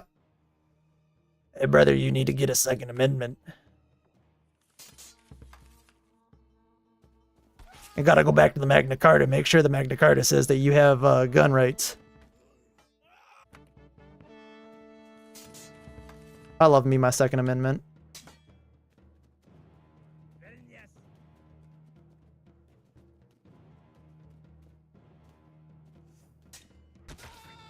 I mean, you do live in the UK. Are you sure that you can be watching this? There's lots of knives going around here. I don't see any knife bins. Sorry, I was low-hanging fruit. I had to, though. Might just be weaponry, the weaponry thing, though. I've got an obsession with Tools of War. I mean, to be completely honest, Tools of War are just awesome and interesting. Like, a lot of people kind of look at them, they're like, oh no, but like understanding them, understanding how to utilize them, not only helps you put yourself in perspective with history, but also like, they're just fun sometimes, when used responsibly, of course. We got him! Hell yeah. I've been reliably told I'm not allowed to experiment with a historical medicine to the extent of my interest. I mean, I guess it really depends on what type of medicine historically we're practicing, right? Leeches? Yeah, that would probably be frowned upon. But like, you know, medicinal herbs and stuff like that could be not be bad. We're gonna go with more HP because I like it. All right, we're going to use not the poisson. We are going to use the billhook because that's close enough to. That's close enough to a halberd. Yeah? Would you say? Close enough? I think that's close enough. You're right, we do still use leeches today for certain things, but I would think that the amount of things that we use leeches for is definitely not to the extent that the amount of things that they would have used leeches for in the back in the day. We got him right in the neck. Oh, our guy went down. That's not good.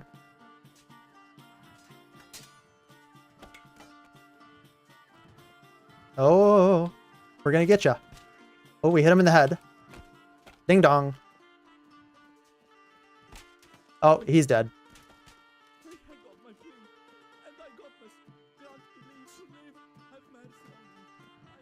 Ooh. I don't want my friend to get hit, but he's more of a liability now.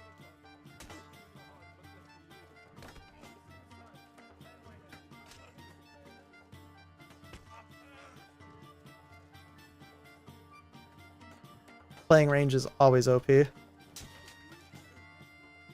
don't think this guy's long for the world. Oh, yep, there he goes. Boom. My friend is making an Arcade Medicine inspired game with our CompSci coursework. That's actually pretty cool. Is it going to be published or is it just a project?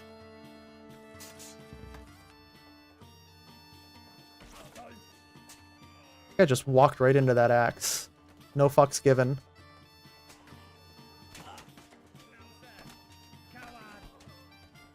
Ooh, this is not going well. Ooh, that was right in his neck. He's dead. Oh, no, not the axe. Not the axe. Please stay away. I think I actually got too injured. I don't think I can fight this. Oh! I would hate to lose the run here. Ooh, that was his arm though.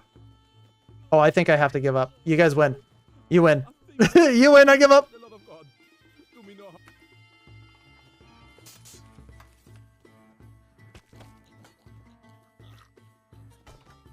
That was rough. Oh, there's a ghost body right here. That's not a good spot for a ghost body. We'll have to reset. So after this fight, we will reset so that the ghost body doesn't, like, fuck me up.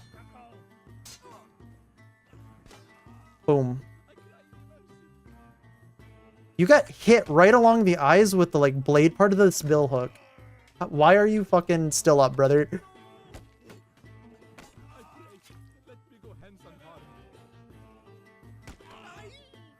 He's like calling for a timeout. Okay, there we go. All right, real quick restart here.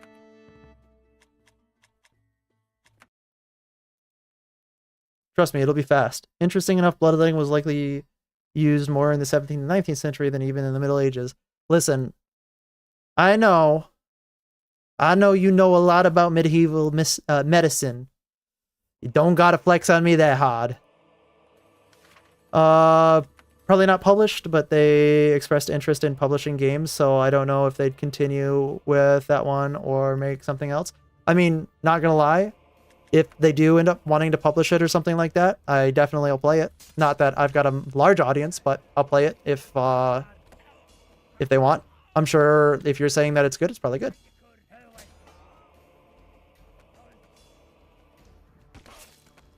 Ooh, this guy's down.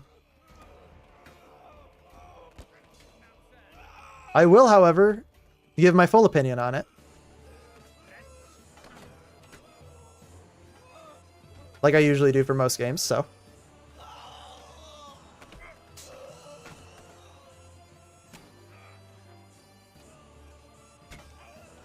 He's down. Ooh, I keep swinging over like that. I need to, like, actually have it all the way back. You're open in that line, brother. Oh, there he goes. And we got him. By the time it would get published, who knows how large your audience will be. I mean, exactly. I mean, you know, I'm going to be completely realistic. 41 subs already is really good. Like, I've had really good growth for, especially for being, you know, a male VTuber. And I'm very happy that I've had the growth. Like, I'm super happy that everybody's subscribed. I'm hoping to continue, you know, doing it, but I'm hoping that, like, you know, the initial subscriber count isn't, like, an anomaly. So, yeah, obviously, not that I'm worried about it, but it's definitely a thought in the back of my mind. So I'm hoping that we continue the growth that we've been seeing.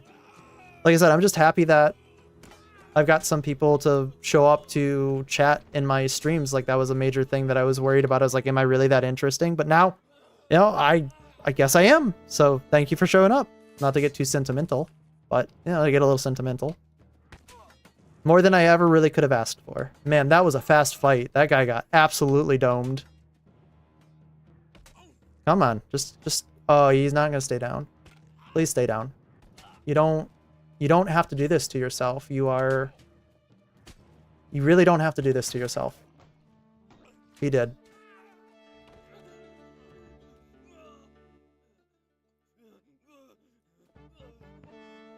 What's really, like I said, what's really that I found to be interesting about it is, like, I went into this, you know, obviously, in the sense where I haven't really told many of my friends what I'm doing. So most of the subscribers that I have, I mean, I haven't even subscribed to myself, so all of it's completely natural.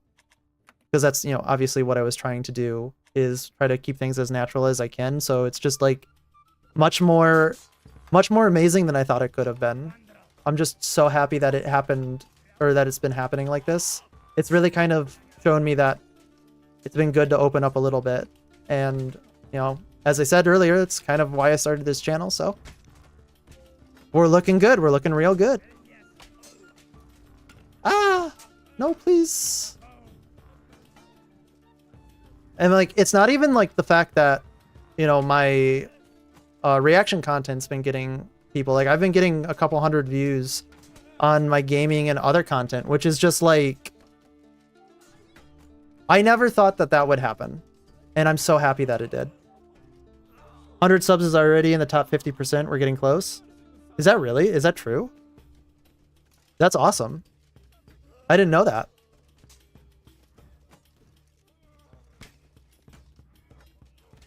And these guys are just getting domed. By the way, this weapon, I love it.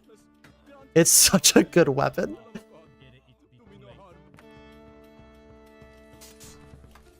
Like I said, I just completely, like, I said, you know what? If I'm not going to do anything, I'm going to do this. So I'm just kind of here for the ride, just like everybody else.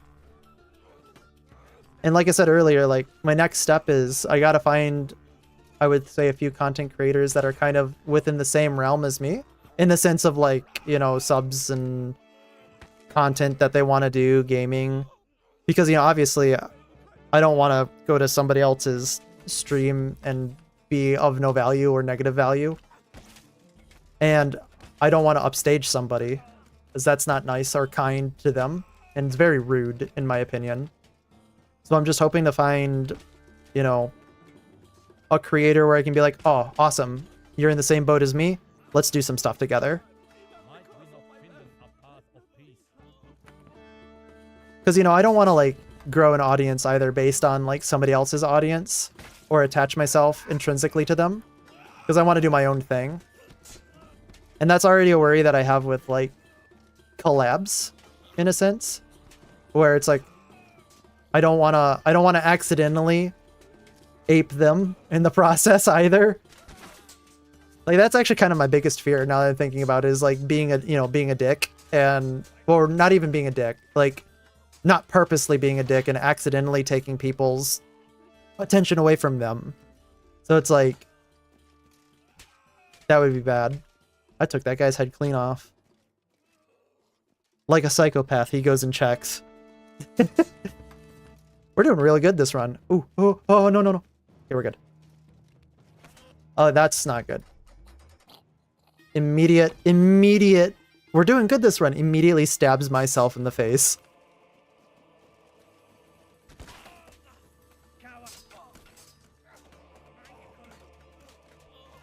I don't know which one is my guy. We'll figure that out in just a sec. Right over his head. Wah!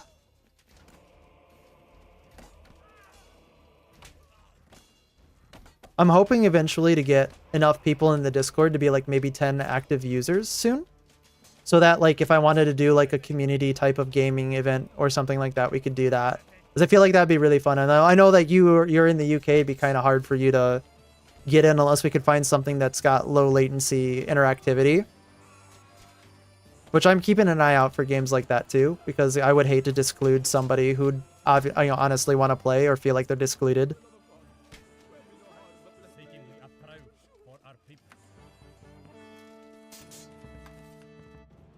Ooh. Honestly, when Half Sword comes out, I'm pretty sure they're gonna have multiplayer. Running a Half Sword tournament, in-house half Sword tournament would be really fun. It'd be just goofy enough that it probably won't matter.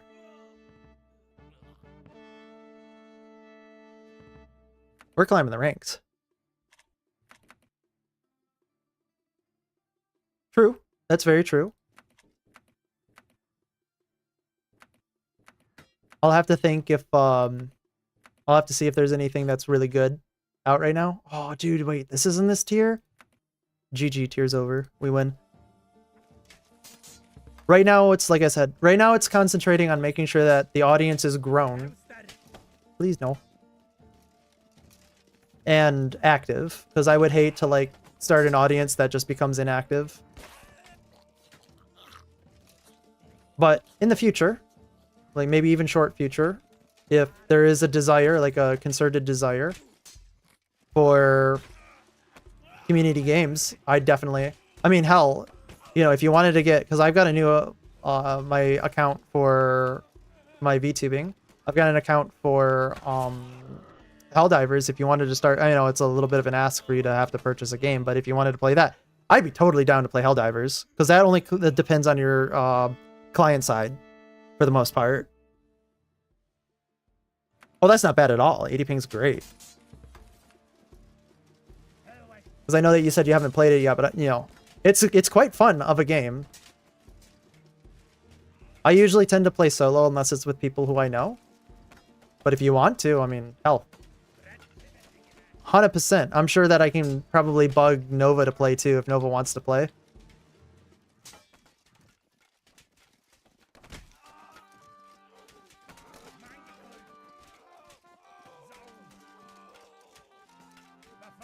Well, if you do get it before Thursday, by all means.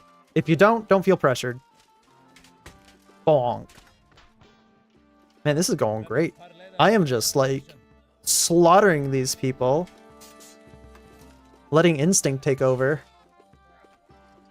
Fucking distance control is like on fucking point tonight.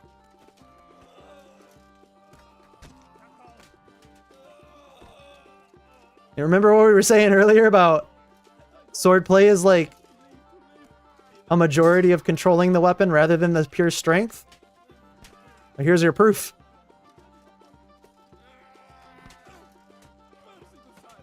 Go down, brother.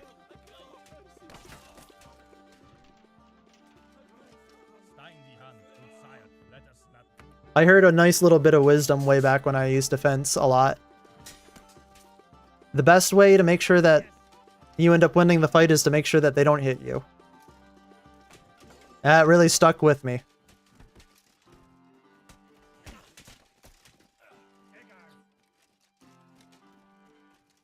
Sounds good. Have a good one. Bonk. See you on Thursday. Or any time before then in the server. Oh. Oh. We're gonna make it to the Baron tonight. I want to, like, very soon. Absolutely. Oh, see you around. Alright, let's... Bonk. Oh my god, that was fucking beautiful. That was a beautiful... Man, Doug.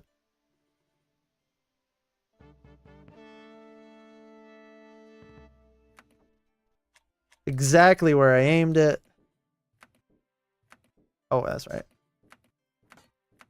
We want thick sword. Ooh, wait, do we want poleaxe or thick sword?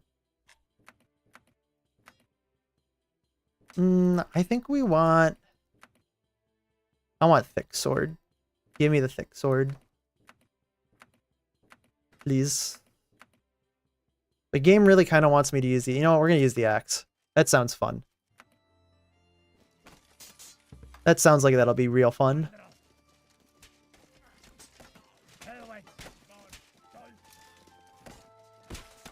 Oh, yeah. Oh, the axe was the right choice.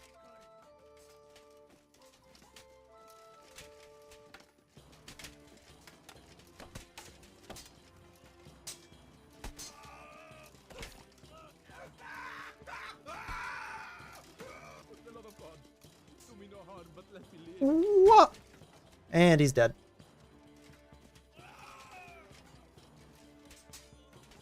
Wonder what this guy's gonna do. Oh, I almost killed my ally. My man's almost down. Come on, guys. Just take him down.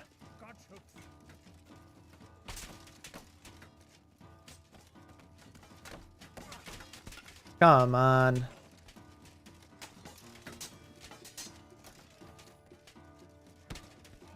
He just doesn't want to go down. What's my other weapon? Sword? Okay.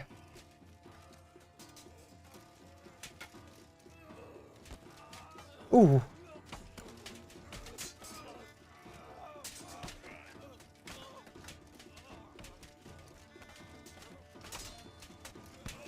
Oh, and there he goes. He's not dead. There we go. I think the axe was a good choice. Like, we're actually kind of like cracking them.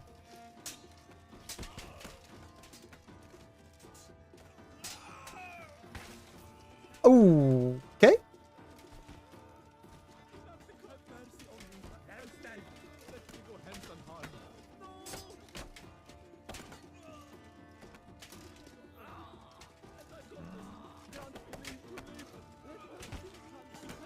Got him. Perfect. Did I get the... Yeah, I put the axe on the right side. I actually switched hands there for the axe. Gotta come in the line that's not closed. Just like that. Where's my axe at? He stole it! Thank you.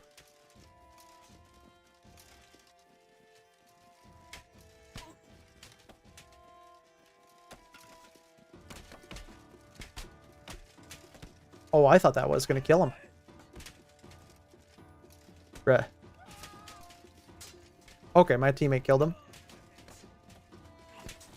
Oh, yeah. Yeah, it was a good hit. I think that took his head. Oh, yeah, that took his head. Hey, buddy. How's it feel? Not good, so not so good, huh?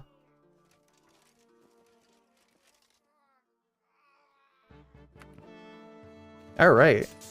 We're moving quite swiftly along. Ooh.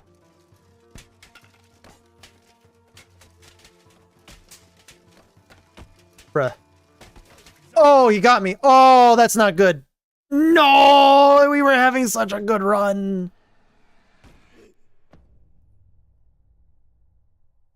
It's okay. We'll get it back. We're gonna get it back. He copes.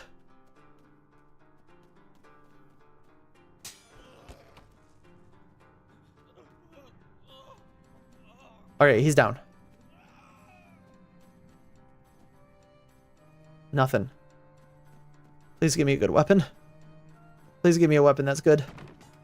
That's not a good weapon.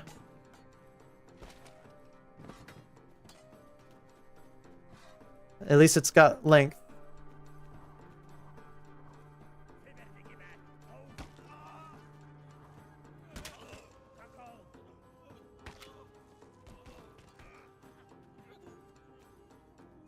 Might be able to make something out of it.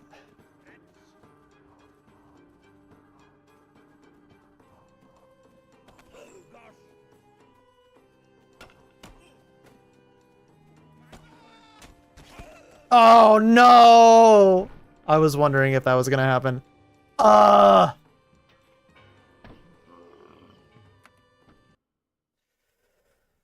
that's rough. Okay. We are going to try one more go. If we lose this, Willy, I think I'm just tired enough to call it a night. All the way up to Man-at-Arms tier as a straight run. Pretty good. No breaks. Brother.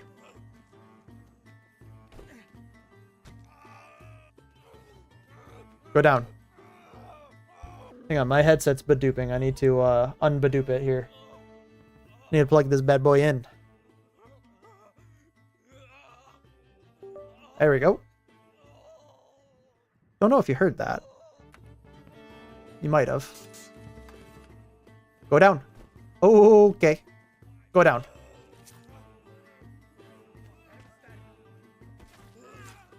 Oh. I'm a serial stabber. Stab, stab, stab! Okay. I just broke my back on the fucking back there. Alright, you need to swing. Swing. Swing. Come on, swing. Swing. Swing, big man. I know you want to. Swing. Come on. Come on, do it. Come on. Come on. Come on. You are not swinging. Why are you not swinging? Oh. Well, I got everything that I asked for. Oh, I'm dead. Oh, he missed. Miss! Miss! He didn't miss that one. Okay, one more try. That didn't last too long.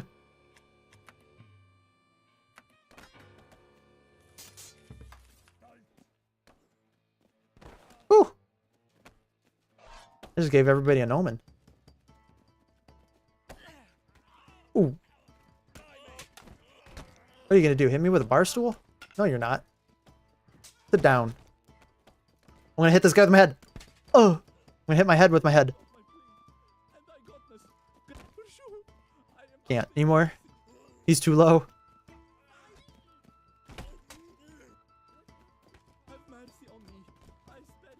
Oh, he's down. Go down, brother. Brother.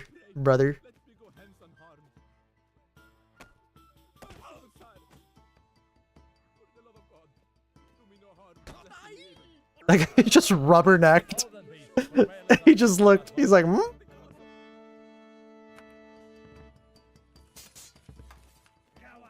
Oh my. Oh, I got a crappy weapon.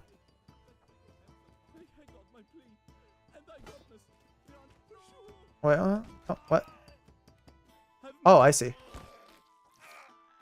That is the first time I've actually killed somebody with the shears.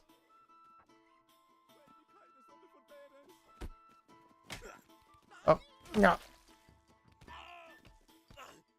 Man, he's such a bad weapon. There we go.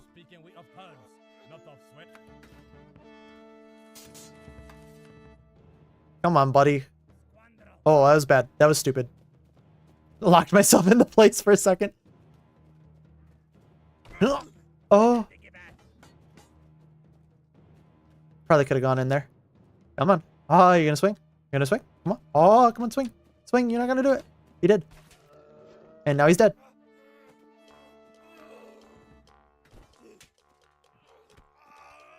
Die. Oh, he actually did die. Alright. We're not playing around now. Actually, I say we're not playing around, proceeds to play around with the axe. We're giving it an earnest, legitimate try. But I want to have some fun.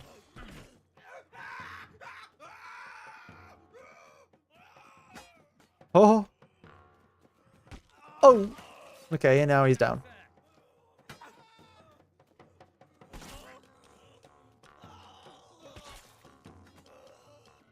Man. What a gruesome game. Oh. I'm surprised he didn't hit me with that. I'm kind of happy that he didn't. Uh-oh. Oh, I just ran right into it. Pointy stick proving yet again. Pointy stick wins.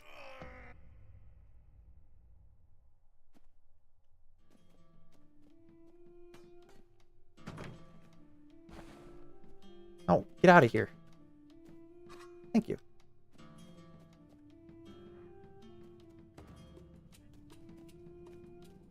What'd you call me? Ow. There we go. Right in his neck. Never call me that again. Oh, cool. Give me that. All right, we're gonna make it back. Pretty sure we're gonna make it back.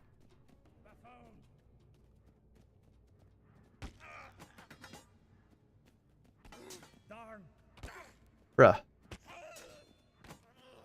He thought he closed the distance, but he didn't.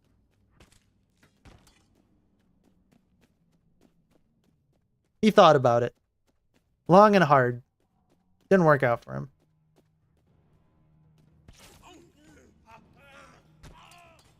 Well, that was quick.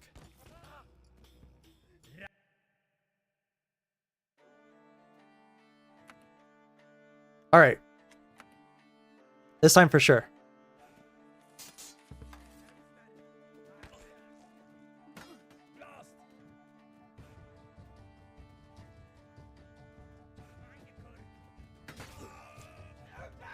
Oh. He almost hit me in the back. Oh, oh, okay, and there he goes.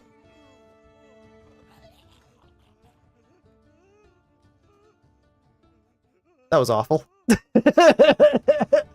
Man, imagine how scarred you gotta be after this. No, please. I don't want this.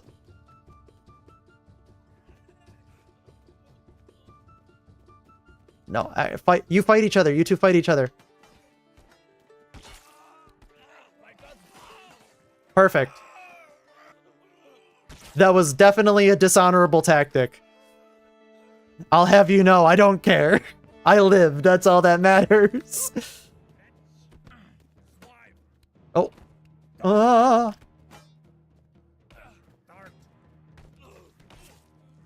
Bruh. Thank you. Just go down.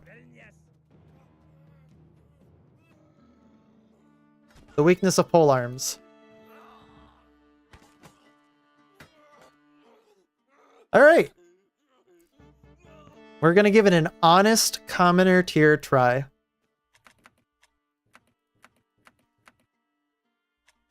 Yeah. That's probably fine.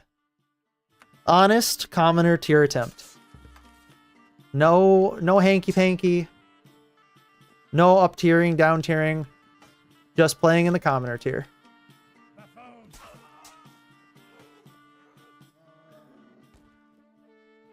We're doing good.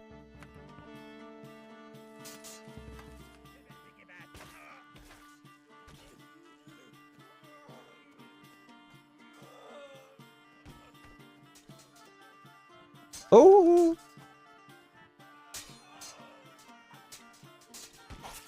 Right in the neck. Oh, shit. Bruh. Bruh.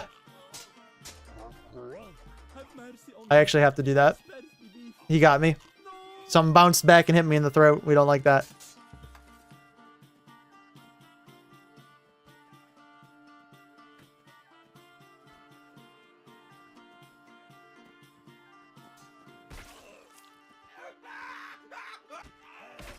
Go down, brother. Thank you.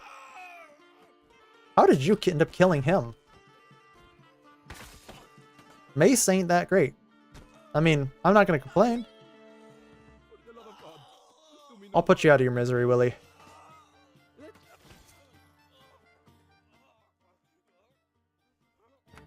Getting killed via a mace in the year 2026. Oh, you got me.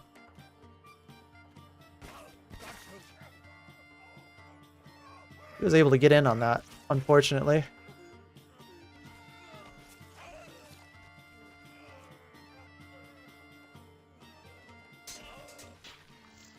Messed him up there. He missed.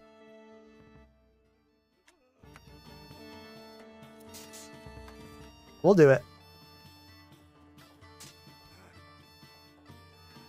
There's a ghost body there again.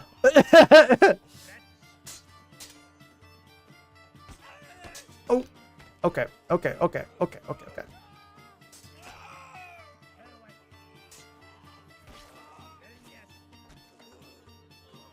You really are the threat.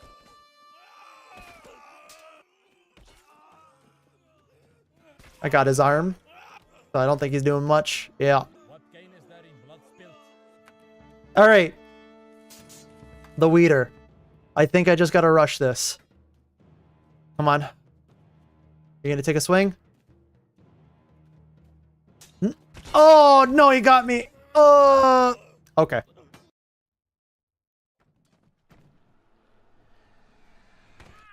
It was an honest commoner attempt. I might make it back. If I do, we'll give it another attempt. But if I don't, then that's all she wrote. Get out of here. I don't want a pickaxe.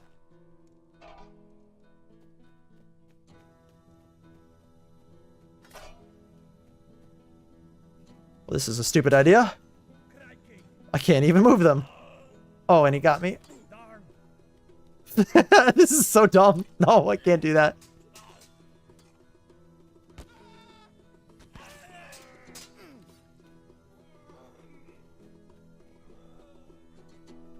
Let's see what's in there. Nothing? Okay.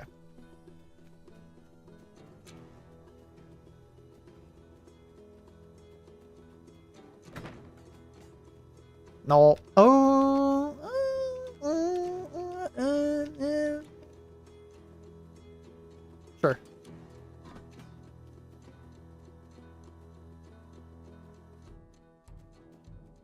Where is... There's supposedly somebody else coming, yeah? Don't want that. Give me this. There he is.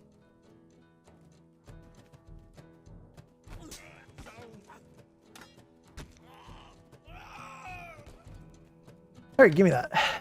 I don't... Not the willy. Thank you.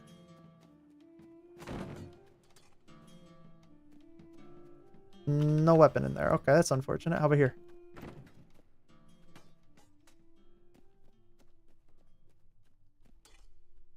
I hear. Ah, yep, there it is. I was like, I hear somebody. I want that, but I can't get to it.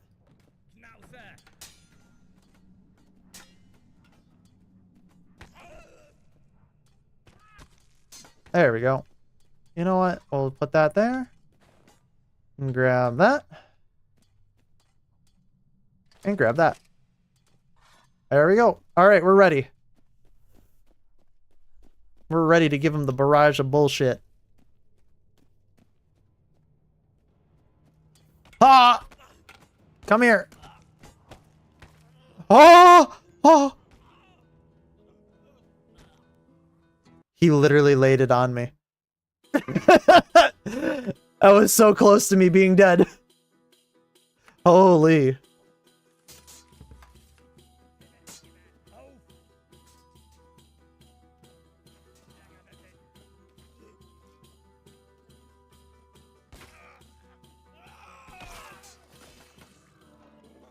Okay.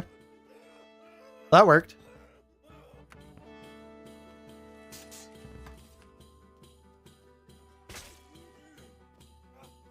You didn't cover your line, brother.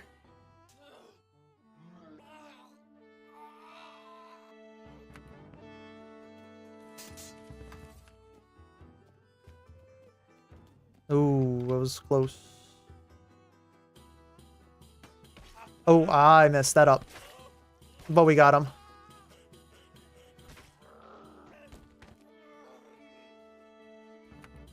We love to see it. Alright, one more, and then we're back at the boss.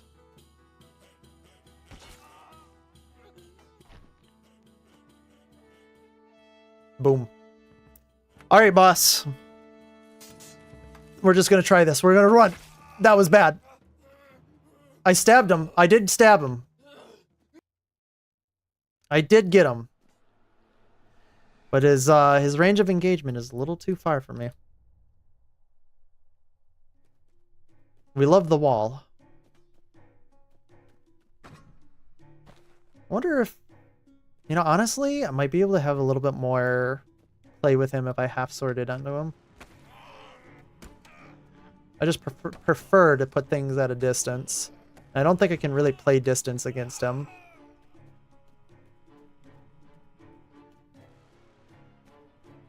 Because he has more distance than me. Considerably more distance than I. Alright, give me the... Or we'll take the hammer again. Hammer really worked out for us last time. Ooh, give me that. Hey, buddy. Okay. Well, that was fast.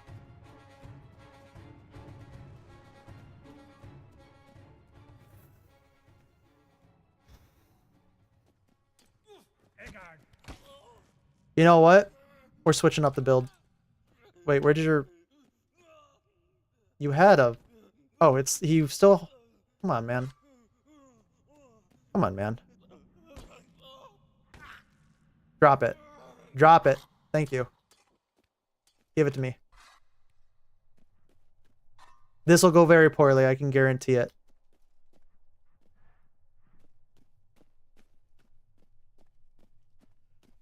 Where are you? I smell ya. There he is. Oh! No, not my leg. No, no, no. Let me in. Let me in. Move.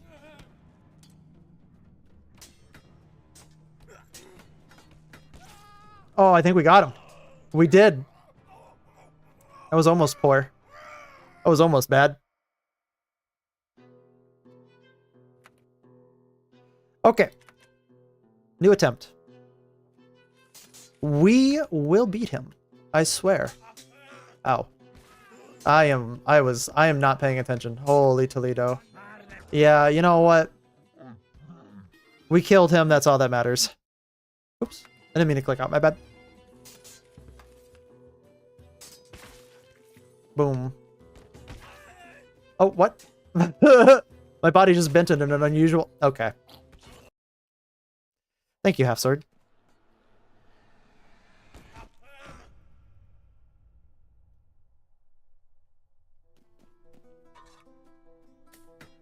Oh, you know what? We got our weapon.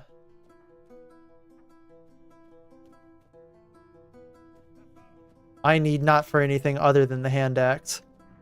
Ooh. We love the hand axe. Give me this hat. Not the weapon. Give me the hat.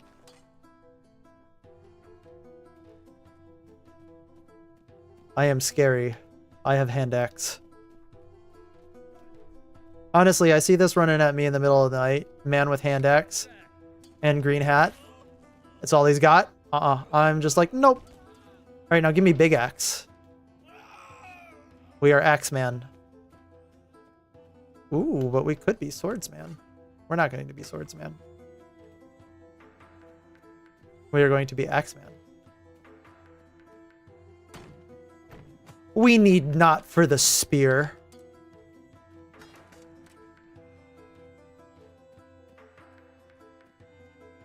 Alright, where's this last guy at?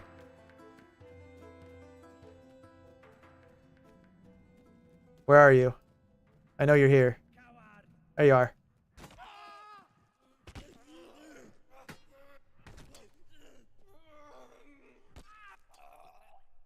Perfect.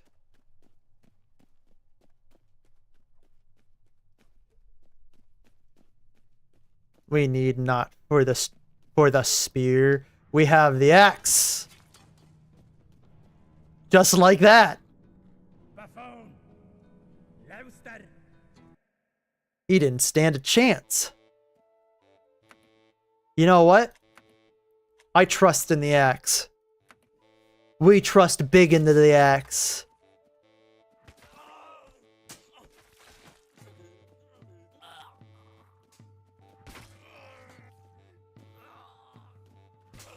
We must act like a Viking. Axe like a Viking. Brother, just go down. Thank you.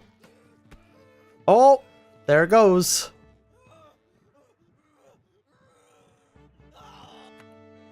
This is going much better than anticipated. I'm a little upset with how well this is going.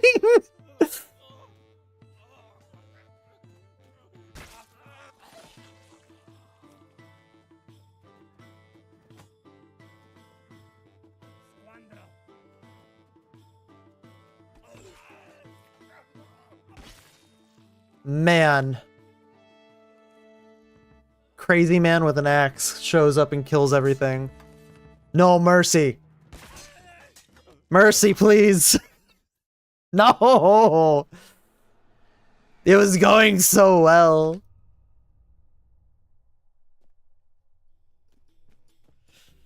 And back into the abyss.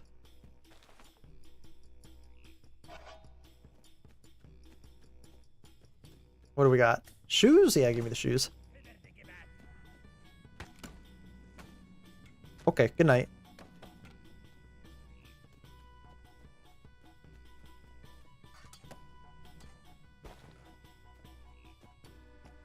Friendship ended with sword. Friendship started with axe.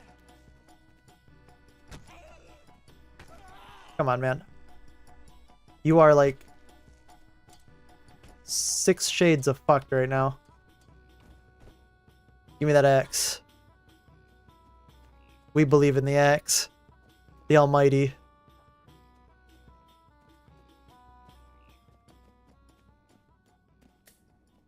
We don't believe in shields. Ow. That's not good. He didn't believe in shields either. He also didn't believe in axes.